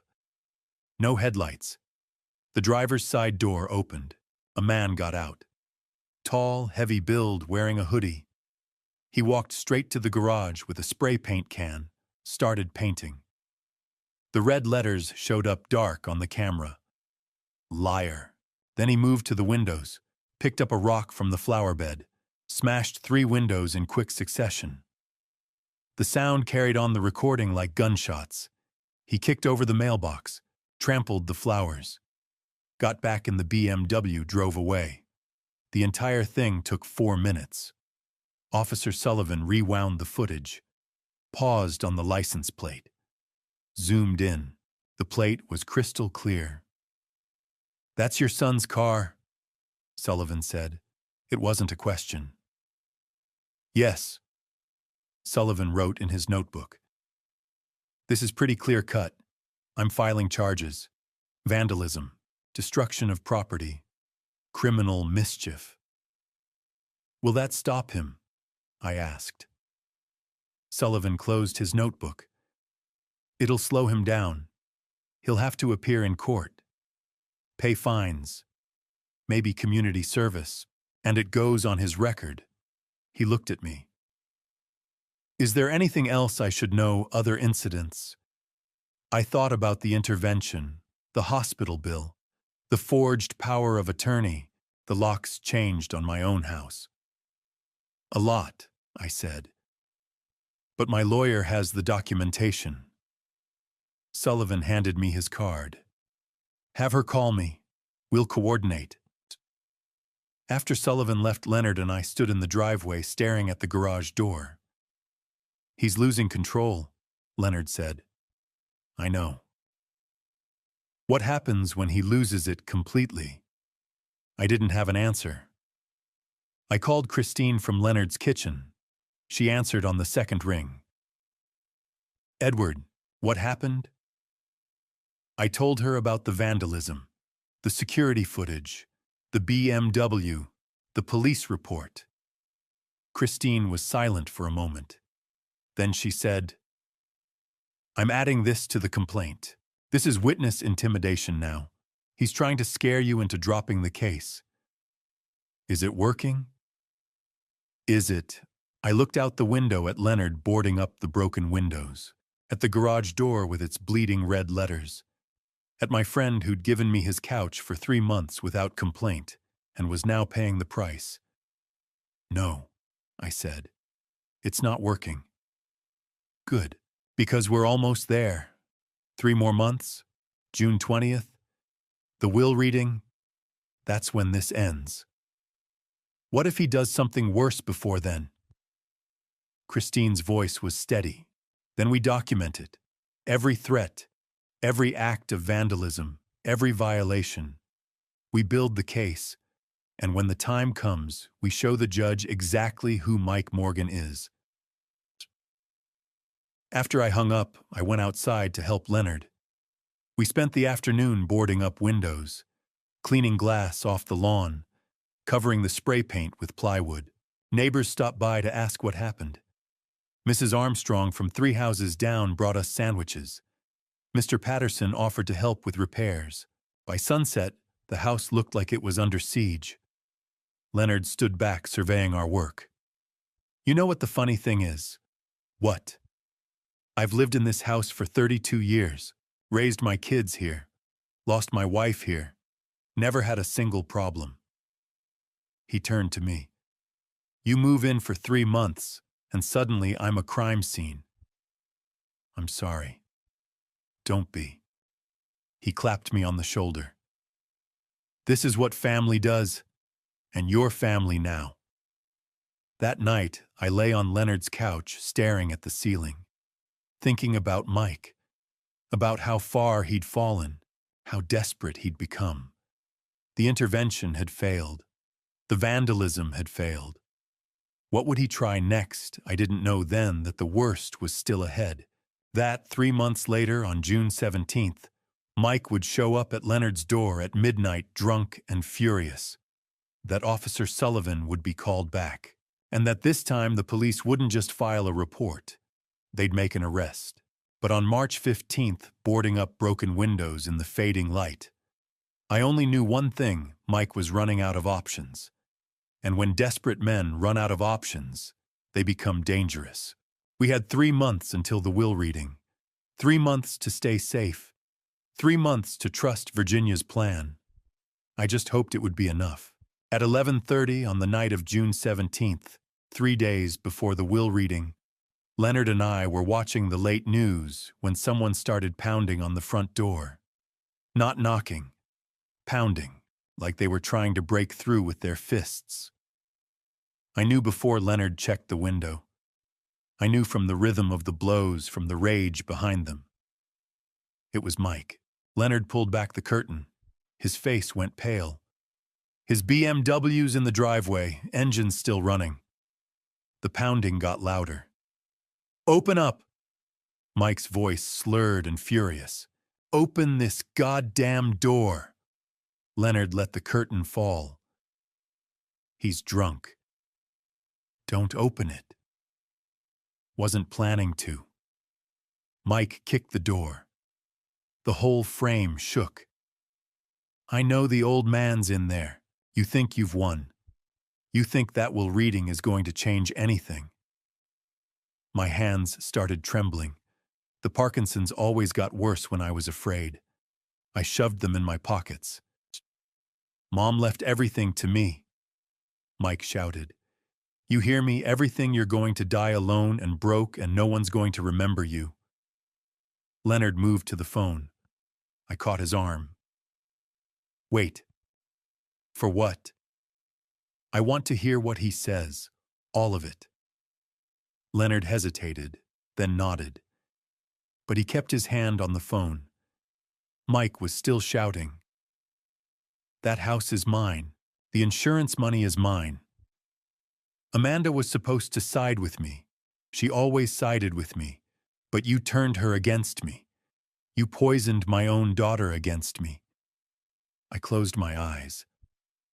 Amanda, my daughter, who'd cried in this living room a month ago, who'd chosen to stand with me. Mike couldn't forgive that. And Dylan. Mike's voice cracked. My own son, recording me like some kind of spy. He's a traitor, just like you. Something in his voice made my chest tighten. Not anger, grief. Mike had lost his family and he knew it. The intervention had failed. The vandalism had failed. Amanda had chosen me. Dylan had chosen truth. And in 3 days at the will reading, Mike would lose everything else. He kicked the door again. Harder this time. I heard wood splinter. Leonard picked up the phone. I'm calling 911. Do it. Leonard dialed. Spoke quietly to the dispatcher. There's a drunk man threatening the homeowner. Yes, he's outside now. 847 Hillside Avenue, West Hartford. Please hurry. Mike must have heard Leonard's voice through the door because he kicked it again. You hiding behind that old man, Dad, can't face your own son. You're not my son, I said quietly. Too quietly for him to hear through the door. But Leonard heard. He squeezed my shoulder. The police are coming, Leonard called through the door. You need to leave, Mike. Mike laughed. It was an ugly sound. Police for what? Visiting my father. That's not a crime. Drunk and disorderly is. I'm not drunk. You can barely stand up. There was a long silence. Then Mike spoke again, and this time his voice was different, softer, almost pleading. I just want to talk to him, that's all. Just let me talk to my dad. My chest hurt. Leonard looked at me. I shook my head. Not tonight, Mike, Leonard said. Please. Mike's voice broke. Please, I need to talk to him. I need to explain. Explain what? I moved to the door. Didn't open it. Just stood there with 3 inches of wood between us. Explain how you forged my wife's signature. Explain how you changed the locks on my house the day after she died. Explain how you tried to have me declared incompetent so you could steal everything. Silence. Then Mike's voice came back hard again. Cold. That will reading won't change anything. You're still going to lose. We'll see. You're going to regret this. I already do, but not for the reasons you think. Sirens cut through the night, getting closer. Mike swore. I heard his footsteps on the porch. Running, the BMW door slammed, but before he could drive away, blue and red lights flooded the driveway.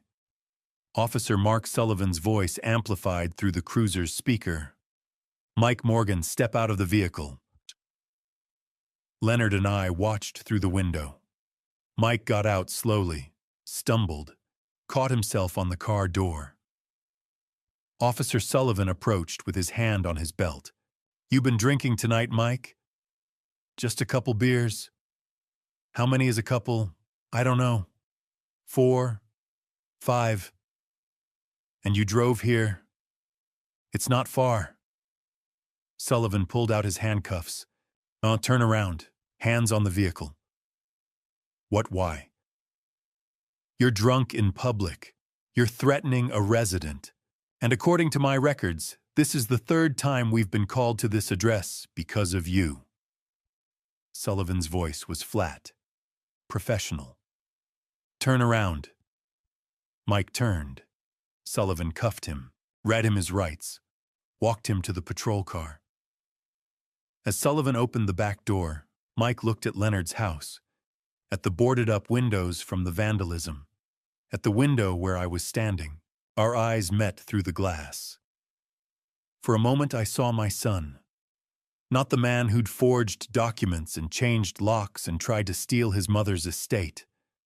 Just my son, 42 years old, drunk, desperate, broken. Then Sullivan put a hand on Mike's head and guided him into the cruiser. After the patrol car left, Sullivan came to the door. Leonard let him in. "Mr. Morgan," Sullivan said, "this is the third incident. Vandalism in March. Now this. I'm going to recommend a restraining order." "Will it help?" Sullivan's expression was grim. "It means if he comes near you again, he goes to jail. No warnings." He paused. "The will reading is in 3 days. June 20th, 2 o'clock. I'll make sure there's an officer present, just in case." After Sullivan left, Leonard and I sat in the living room. The late news was still playing, but neither of us watched. 3 days, Leonard said. 3 days. I looked at the wedding photo on Leonard's mantle, the one I'd saved from the trash. Virginia and me 45 years ago, standing outside St. Paul's Episcopal Church. We were so young, so sure the world would be fair if we just worked hard and loved each other and raised our kids right. We'd been wrong about the world, but not about each other. She knew this would happen, I said. Virginia. She knew Mike would do exactly this. 10 years ago she knew. She was a smart woman. She was playing chess while he was playing checkers. I smiled. That's what Christine said. Leonard stood. You should try to sleep. Big day Thursday. I don't think I can sleep. Try anyway. But I couldn't. I lay on Leonard's couch, staring at the ceiling, thinking about Mike drunk in a holding cell, about Amanda and Dylan choosing truth over blood, about Virginia's video message waiting to be played, about the 10 years she'd spent protecting me from this moment. In 3 days, at 2 p.m., everything would change. Virginia's plan, a decade in the making, would finally be revealed. Mike, drunk and desperate and convinced he'd already won, would learn the truth. I almost felt sorry for him. Almost. At exactly 2 o'clock on the afternoon of June 20th, 2024, I walked into Christine Lawson's conference room for the reading of Virginia's will. I'd been waiting for this moment for 194 days. 194 days since the phone call that changed everything. Today, it would end. The conference room was on the 3rd floor of Harrison & Cole Law Offices, a downtown Hartford building with marble floors and mahogany trim. The room itself was elegant. A long table that could seat 10. Leather chairs. A video screen mounted on the wall. Large windows overlooking Asylum Avenue. The afternoon sun slanted through, making everything look staged. I walked in with Leonard. Christine met us at the door. Edward, Leonard, thank you for coming. She shook our hands. Her grip was steady. We're just waiting for a few more people. Amanda was already there. She stood when she saw me. Her husband Joshua stood beside her with Isabella and Noah, my grandchildren, 8 and 10 years old. I hadn't seen them in 5 years. Isabella had Virginia's eyes. Noah had her smile. Grandpa, Isabella whispered. I knelt down and hugged them both. They smelled like sunscreen and summer. Thank you for coming, I said. Amanda touched my shoulder. We wouldn't miss it. Dylan arrived next, 17 now. He wore a button-down shirt and khakis that his mother had probably picked out. When he saw me, he walked straight over and sat in the chair next to mine. Grandpa, he said. He pulled out his phone, the old phone Virginia had given him, set it on the table between us. The recording. Thanksgiving 2022. Just in case. Christine took her seat at the head of the table. Her legal assistant sat beside her with a laptop and documents. I sat on Christine's right with Dylan next to me, then Amanda, Joshua, and the kids.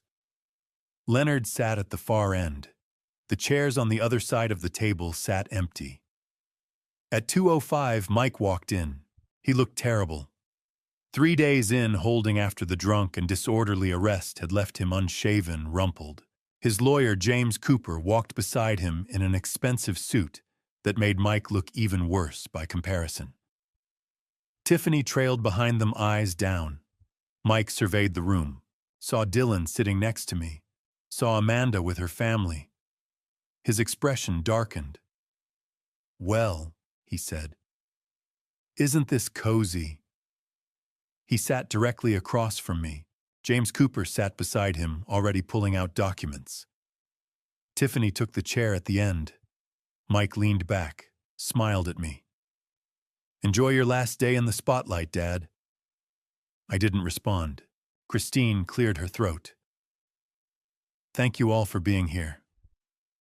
We're gathered for the reading of the last will and testament of Virginia Eleanor Morgan, executed on March 15, 2022.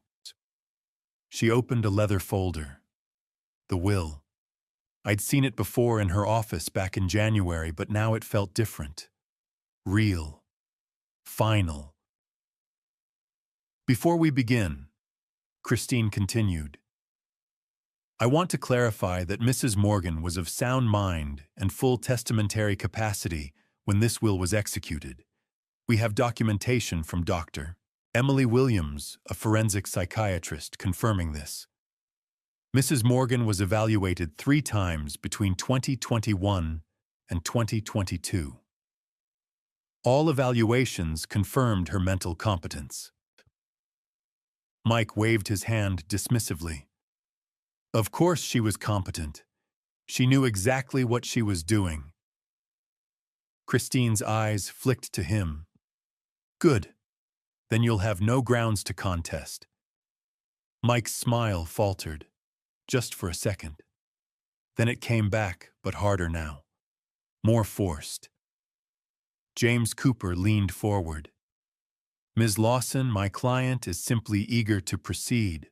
If we could move forward with the distributions." "We will," Christine said. "But Mrs. Morgan left very specific instructions about how this reading should proceed, and I'm bound by the terms of the will to follow them exactly." She nodded to her assistant, who stood and moved to the video screen. "Mrs. Morgan recorded a video message," Christine said. "She wanted it played before any distributions are read." The room went still. Mike's legs started bouncing under the table. "A video? That's ridiculous. Just read the damn will." "The video is part of the will," Christine said calmly. "If we don't play it, the entire will becomes invalid and the estate goes to probate. Connecticut law allows testators to include video testimony as part of their last wishes, provided certain conditions are met. Mrs. Morgan met all those conditions." James Cooper frowned. "How long is this video?" 32 minutes. 32. Mike started. "It was recorded on March 12, 2022. Christine continued, in this conference room, 9 months before Mrs. Morgan's death. She was evaluated by Dr. Williams immediately before and after the recording. I was present. So was a notary. Everything was done according to Connecticut estate law." She looked around the table, at all of us. "Mrs. Morgan knew some of you might object to watching this. She anticipated that. So she included a clause in the will stating that anyone who refuses to watch the video in full forfeits their inheritance. The entire inheritance goes to charity." Mike's face went red. "You can't do that." "I didn't do it. Your mother did." Christine's voice was ice. So I'll ask once, does anyone object to watching this video? Silence. James Cooper whispered something to Mike. Mike shook his head, jaw clenched. No objections, Cooper said. Good. Christine nodded to her assistant. The lights dimmed. The video screen flickered on. For a moment there was nothing but static. Then the image cleared. Virginia appeared. She was sitting at this same table, same leather chairs, same windows behind her. She wore a blue cardigan I recognized. Her hair was shorter than I remembered. She'd lost weight. But her eyes were clear and bright and alive. Amanda made a small sound. Isabella buried her face in her mother's shoulder. Noah stared at the screen, mouth open. Dylan's hand was clenched into a fist on the table. Mike had gone pale. Virginia looked directly at the camera, directly at us. She folded her hands on the table and took a breath. Then she spoke. "Hello, everyone," she said. Her voice filled the room. Warm, real, like she was sitting right here. "If you're watching this, I'm gone. And I have a few things I need to say." The room went silent. Even Mike stopped moving. Even James Cooper stopped shuffling papers. We all just stared at the screen, at Virginia, at my wife speaking to us from 9 months before her death, telling us she had things to say. And I realized, sitting in that conference room with the sun slanting through the windows and my wife's face filling the screen, that this was the moment everything had been building toward. This was what Virginia had planned for 10 years. This was her final move. And Mike, sitting across from me with his lawyer and his forged documents and his absolute certainty that he'd won, had no idea what was coming. None of us did. Virginia's voice filled the conference room, and for a moment, it felt like she'd never left. "Edward, my love," she said, looking directly into the camera. "If you're watching this, I'm so sorry I'm not there with you. But I want you to know I've been preparing for this day for a very long time." My throat tightened. Beside me, Dylan sat perfectly still. Virginia folded her hands on the table. "I need to start at the beginning. In 2014, I had a cancer scare. For 3 weeks, I thought I was dying. And in those 3 weeks, I realized that if I died, Edward would be alone, vulnerable, and our son would destroy him." Mike shifted in his chair. James Cooper put a hand on his arm. "So I made a plan," Virginia continued. "A 10-year plan. I got a part-time job at the library. I saved every penny. I opened a separate bank account. I transferred the house deed into my name in March 2021. I updated my life insurance. I documented everything Mike borrowed. And I worked with Christine Lawson to make sure that when I died, Edward would be protected." She held up receipts. "These are loans my son asked me for between 2009 and 2021, $55,000. He promised each time to pay it back. He never did." She set them down. "The first loan was $30,000 in 2009. Mike said he had a business opportunity. What he had was a gambling problem." Mike's face went red. "This is quiet," Christine said. Virginia's expression was sad now. "I found out about the gambling in 2015. Mike came to me crying, said he owed money to dangerous people. I gave him $5,000, made him promise never to gamble again." She paused. "He was back 6 months later. I looked at Mike. He was staring at the table. I kept giving him money," Virginia said. "Not because I believed his lies, but because he's my son. I loved him. I still love him, but I couldn't let him destroy Edward." She took a breath. "So here's how my estate will be distributed." Everyone leaned forward. "The house at 523 Maple Drive belongs to Edward. The deed is in my name, and my will transfers it directly to him. It's worth approximately $520,000.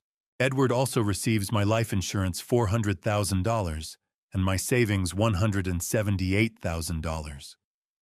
He receives my stocks, my 401k, and all personal property. Amanda's hand covered her mouth. Amanda, Virginia said, and my daughter started crying. You receive $100,000. You also receive all my jewelry, my photo albums, and my 2019 Honda Accord. Amanda nodded, tears streaming. Joshua pulled her close. Dylan, Virginia continued, you receive a trust fund of $75,000. It becomes available when you turn 18. The money is for college, for your future. Dylan's jaw clenched. His eyes were wet. Virginia's expression hardened. And Mike, you receive $10,000 and a letter explaining why you're receiving only that amount. The room went silent. Virginia leaned forward. Mike, I know you're angry right now. You thought you'd inherit everything. You thought the house was yours. But here's the truth, son. You lost your inheritance long before I died. You lost it when you chose gambling over family. You lost it when you forged my signature. You lost it when you tried to have your father declared incompetent. Mike's face drained of all color. This house was never yours to inherit, Virginia said firmly. Your father and I bought it in 1985. We paid every mortgage payment. We raised you in it. And when I transferred the deed into my name in 2021, it was to protect it from you. To protect Edward from you. Tiffany stood up suddenly and walked out. The door closed behind her. James Cooper whispered something to Mike. Mike shook his head violently. I don't hate you, Mike, Virginia said. You're my son. I will always love you, but I also know who you are. If I left you the house, you'd sell it within a year. You'd gamble the money away. And Edward would have nothing. She paused. The $10,000 I'm leaving you is enough to get help. Real help. There's a treatment program in Massachusetts for gambling addiction. The money will cover 6 months. What you do with it is your choice. But I'm not enabling you anymore. Virginia turned slightly, then looked back. Dylan, I need you to know something. You are so much braver than you know. You're 16 years old, and you're standing up to a man who should have been protecting you. That takes courage. Your grandfather needs you. Amanda needs you. And I need you to keep being brave. Dylan's hand shook on the table. I reached over and took it. Virginia smiled. The smile I remembered. The one she'd given me for 44 years. Edward, she said softly. My love, my rock, you've spent our entire marriage trying to fix things, trying to help everyone, and I love you for it. But this time I fixed it for you. Tears ran down my face. You deserve peace, Virginia said. You deserve to keep the home we built. You deserve to know that Amanda and Dylan love you, that Leonard is there for you, that you're not alone. She leaned forward. I've left you everything I could. The house, the money, the proof you need. And most importantly, I've left you free. Free from Mike's manipulation. Free from fear. Her eyes were wet now, too. I love you, Edward Morgan. I've loved you since I was 22 years old. And I will love you forever. The screen went dark. For a long moment, no one moved. Amanda was sobbing. Joshua held her. Isabella and Noah looked confused. Leonard was wiping his eyes. Dylan stared at the blank screen. I couldn't breathe. Then Mike stood up, his chair scraped back, his whole body shaking. This isn't over, he said hoarsely. I'll contest this will. I'll sue. Dylan stood up. He was holding his phone, the old phone Virginia had given him. "Actually, Dad," Dylan said quietly. "There's one more thing you need to hear." Dylan stood there with the phone in his hand. The old phone Virginia had given him 5 years ago. The phone that had been sitting on the table between us this entire time, waiting. "There's one more thing you need to hear," Dylan said again. Mike's face was still red from Virginia's video, from hearing his mother tell him he'd lost everything. "Sit down, Dylan. This doesn't concern you." "Actually, Dad, it does." Dylan set the phone on the table, pressed play. James Cooper stood. "Ms. Lawson, I object to." "Your client can leave if he wants," Christine said. "But Dylan Morgan is a named beneficiary in the will. He has the right to speak." Cooper sat back down. Mike looked at him, then at Dylan, then at the phone. The recording started. At first, there was just background noise, dishes clinking, voices talking. Then Mike's voice came through clearly. "Once the old man is gone, we'll have everything. The house is worth $500,000. Life insurance is $400,000. Savings stocks, the 401k, we're talking over $1 million. The room went silent. Tiffany's voice on the recording, "What if he doesn't cooperate?" Mike's voice, "We'll have him declared incompetent. The Parkinson's thing makes it easy. Get a doctor to say he can't manage his affairs. Then we file for guardianship." Amanda covered her mouth, started crying again. Joshua put his arm around her. Tiffany's voice, "What about Amanda?" Mike's voice laughing, "Amanda will side with me. She always does." I looked at my daughter. She was shaking her head, tears streaming down her face. The recording continued. Mike's voice, "And if that doesn't work, we forge a power of attorney. He's old. He's got Parkinson's. No one's going to question it." The room felt like all the air had been sucked out. Dylan stopped the recording. The silence that followed was absolute. Mike stood up slowly. His hands were shaking. That was taken out of context. We were just talking, just joking around." "You weren't joking." Dylan's voice was steady, calm. "I was in the next room, Dad. I heard everything. Grandma asked me to record it because she knew. She knew what you were planning. You recorded me, your own father. You were planning to steal from Grandpa, your own father." Mike's face went purple. "You little... Mr. Morgan." James Cooper stood. His expression was grim. He picked up his briefcase. "I'm withdrawing as your counsel. Effective immediately." Mike spun to face him. "What?" "That recording is evidence of intent to commit elder financial abuse, possibly fraud. I can't represent you." Cooper looked at Christine. "The will is valid. My client has no grounds to contest." He walked to the door, stopped, looked back at Mike. "Get help. Real help." Then he left. Mike stood there in the middle of the conference room, his lawyer gone, his inheritance gone, his family staring at him like he was a stranger. "This is bullshit," he said. His voice was shaking. "All of this. Mom turned you all against me. She poisoned you." "Mom protected us," Amanda said. Her voice was quiet, but firm. "She protected Dad from you." Mike turned to her. "You're choosing him over me. Your own brother. You're not my brother anymore." Amanda stood. "My brother died a long time ago.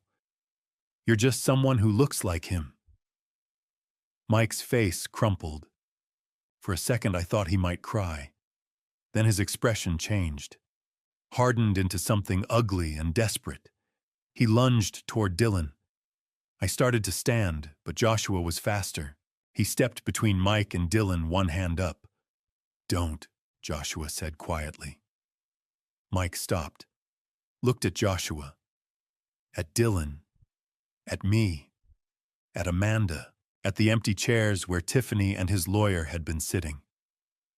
Then something in him seemed to break. His legs gave out. He collapsed into the chair, put his head in his hands. His whole body was shaking. "I need," he started, stopped. "I need." Then he slumped forward, unconscious. Christine was already at the door. "We need medical assistance. Conference room B." I'd forgotten. Officer Sullivan had arranged for paramedics to be on standby, just in case. 2 EMTs came in within seconds, checked Mike's pulse, his breathing. One of them said something about syncope, psychological shock. They helped him sit up, got him conscious again. Mike's eyes were unfocused, glassy. He let them help him stand, let them guide him toward the door. As he passed Dylan, he stopped, looked at his son. Dylan looked back, didn't flinch. Mike opened his mouth like he was going to say something, then closed it. There was nothing left to say. The paramedics led him out. The door closed. The silence that followed felt different, lighter, like something heavy had been lifted. I looked at Dylan, my grandson, 16 years old, braver than any man I'd ever known. "Thank you," I whispered. Dylan took my hand, squeezed it. "Grandma told me to wait for the right moment. She said I'd know when it was." He looked at me. This was it. Christine Lawson stood, picked up the official will documents, looked around the table at all of us, at Amanda and Joshua and the kids, at Dylan, at Leonard, at me. Then she said 5 words that changed everything. "Now, let's finish this." After the paramedics led Mike out, Christine stood at the head of the table with the will documents spread before her. "Now," she said quietly, "let's finish this." She opened to the distribution page. Her voice was steady and professional. "To Amanda Morgan Davis, $100,000 in cash. Virginia's complete jewelry collection, including her wedding band and her mother's engagement ring, the 2019 Honda Accord, and a personal letter." Amanda covered her mouth with both hands. Joshua held her shoulders. "Auditor, to Dylan Morgan, a trust fund of $75,000 to be held until his 18th birthday on July 15, 2025. The funds are designated for college. Also, all family photo albums dating back to 1979 and Virginia's handwritten recipe box." Dylan's hand squeezed mine under the table. "To Michael Thomas Morgan, $10,000 in cash and a sealed letter to be delivered separately." 10,000. Enough to prevent a legal contest for total disinheritance. Nothing more.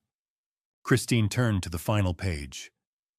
"To Edward James Morgan, the house at 523 Maple Drive, valued at $520,000. Life insurance policy of $400,000. Savings account of $178,000. All stock portfolios, retirement accounts, and remaining personal property. Total estate value transferred approximately $1,098,000. I couldn't speak. Virginia had saved everything, had protected me completely, had given me back not just the house, but my entire future. "There's one more thing," Christine said. She handed Dylan a sealed envelope. "Mrs. Morgan specifically asked that Dylan read this letter aloud. She wanted everyone here to hear it. Dylan took the envelope with shaking hands, opened it carefully. Inside was a single sheet of paper in Virginia's handwriting. He cleared his throat and began to read. Dylan, my brave boy, if you're reading this, you did what I asked.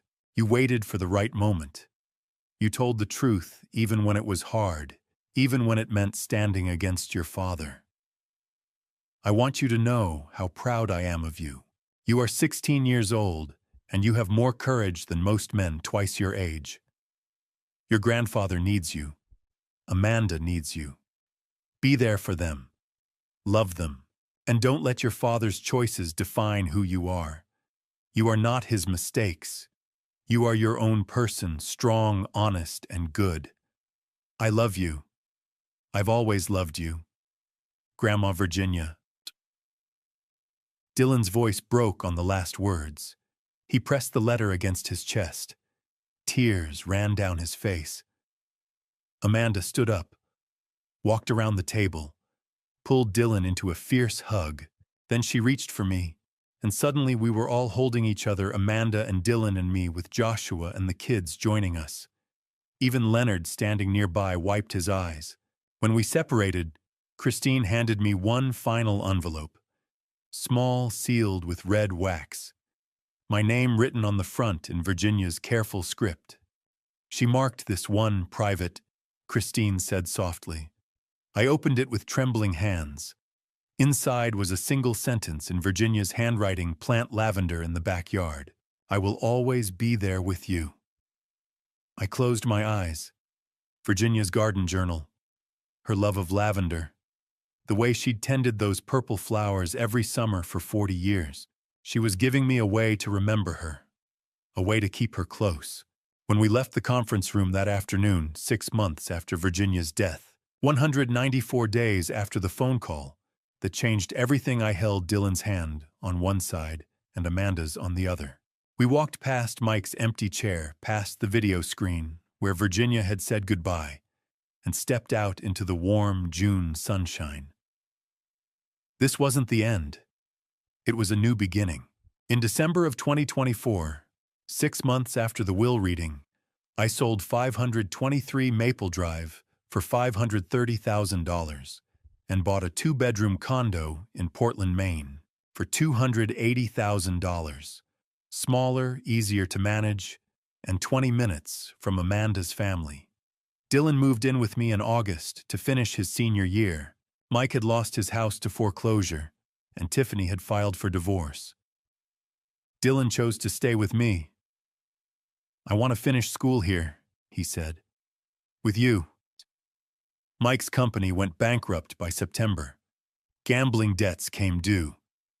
By fall, he was working nights at a hardware store, attending Gamblers Anonymous 3 times a week. In November, Mike sent Dylan a letter apologizing, saying he was getting help. Dylan read it, folded it carefully, and put it in his desk. I'm not ready yet, he told me. Maybe someday. I said that was okay. In October, I donated $50,000 to open the Virginia Morgan Memorial Workshop in Hartford, a woodworking program for at-risk teenagers. Leonard volunteered to teach there. By year's end, they'd helped more than 40 kids.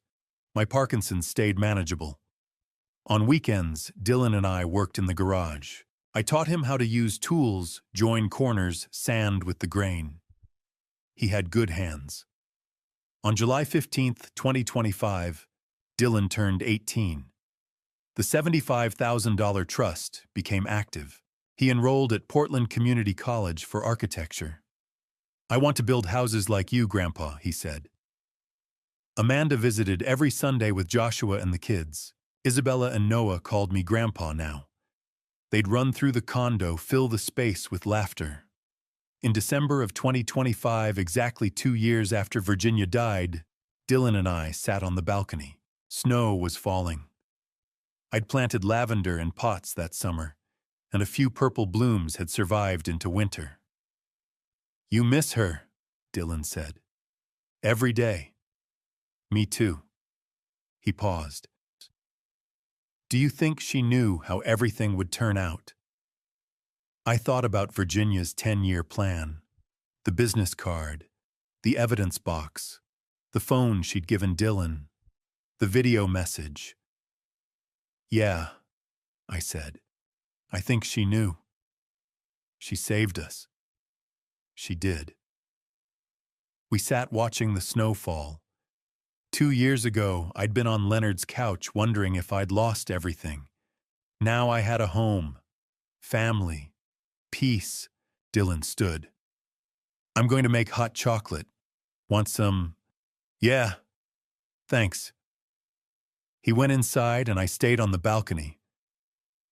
I thought about Virginia, about meeting her 46 years ago at a church dance, about buying 523 Maple Drive in 1985, about the 10 years she'd spent protecting me, the secrets she'd carried, the evidence she'd collected, the plan she'd executed perfectly even after death.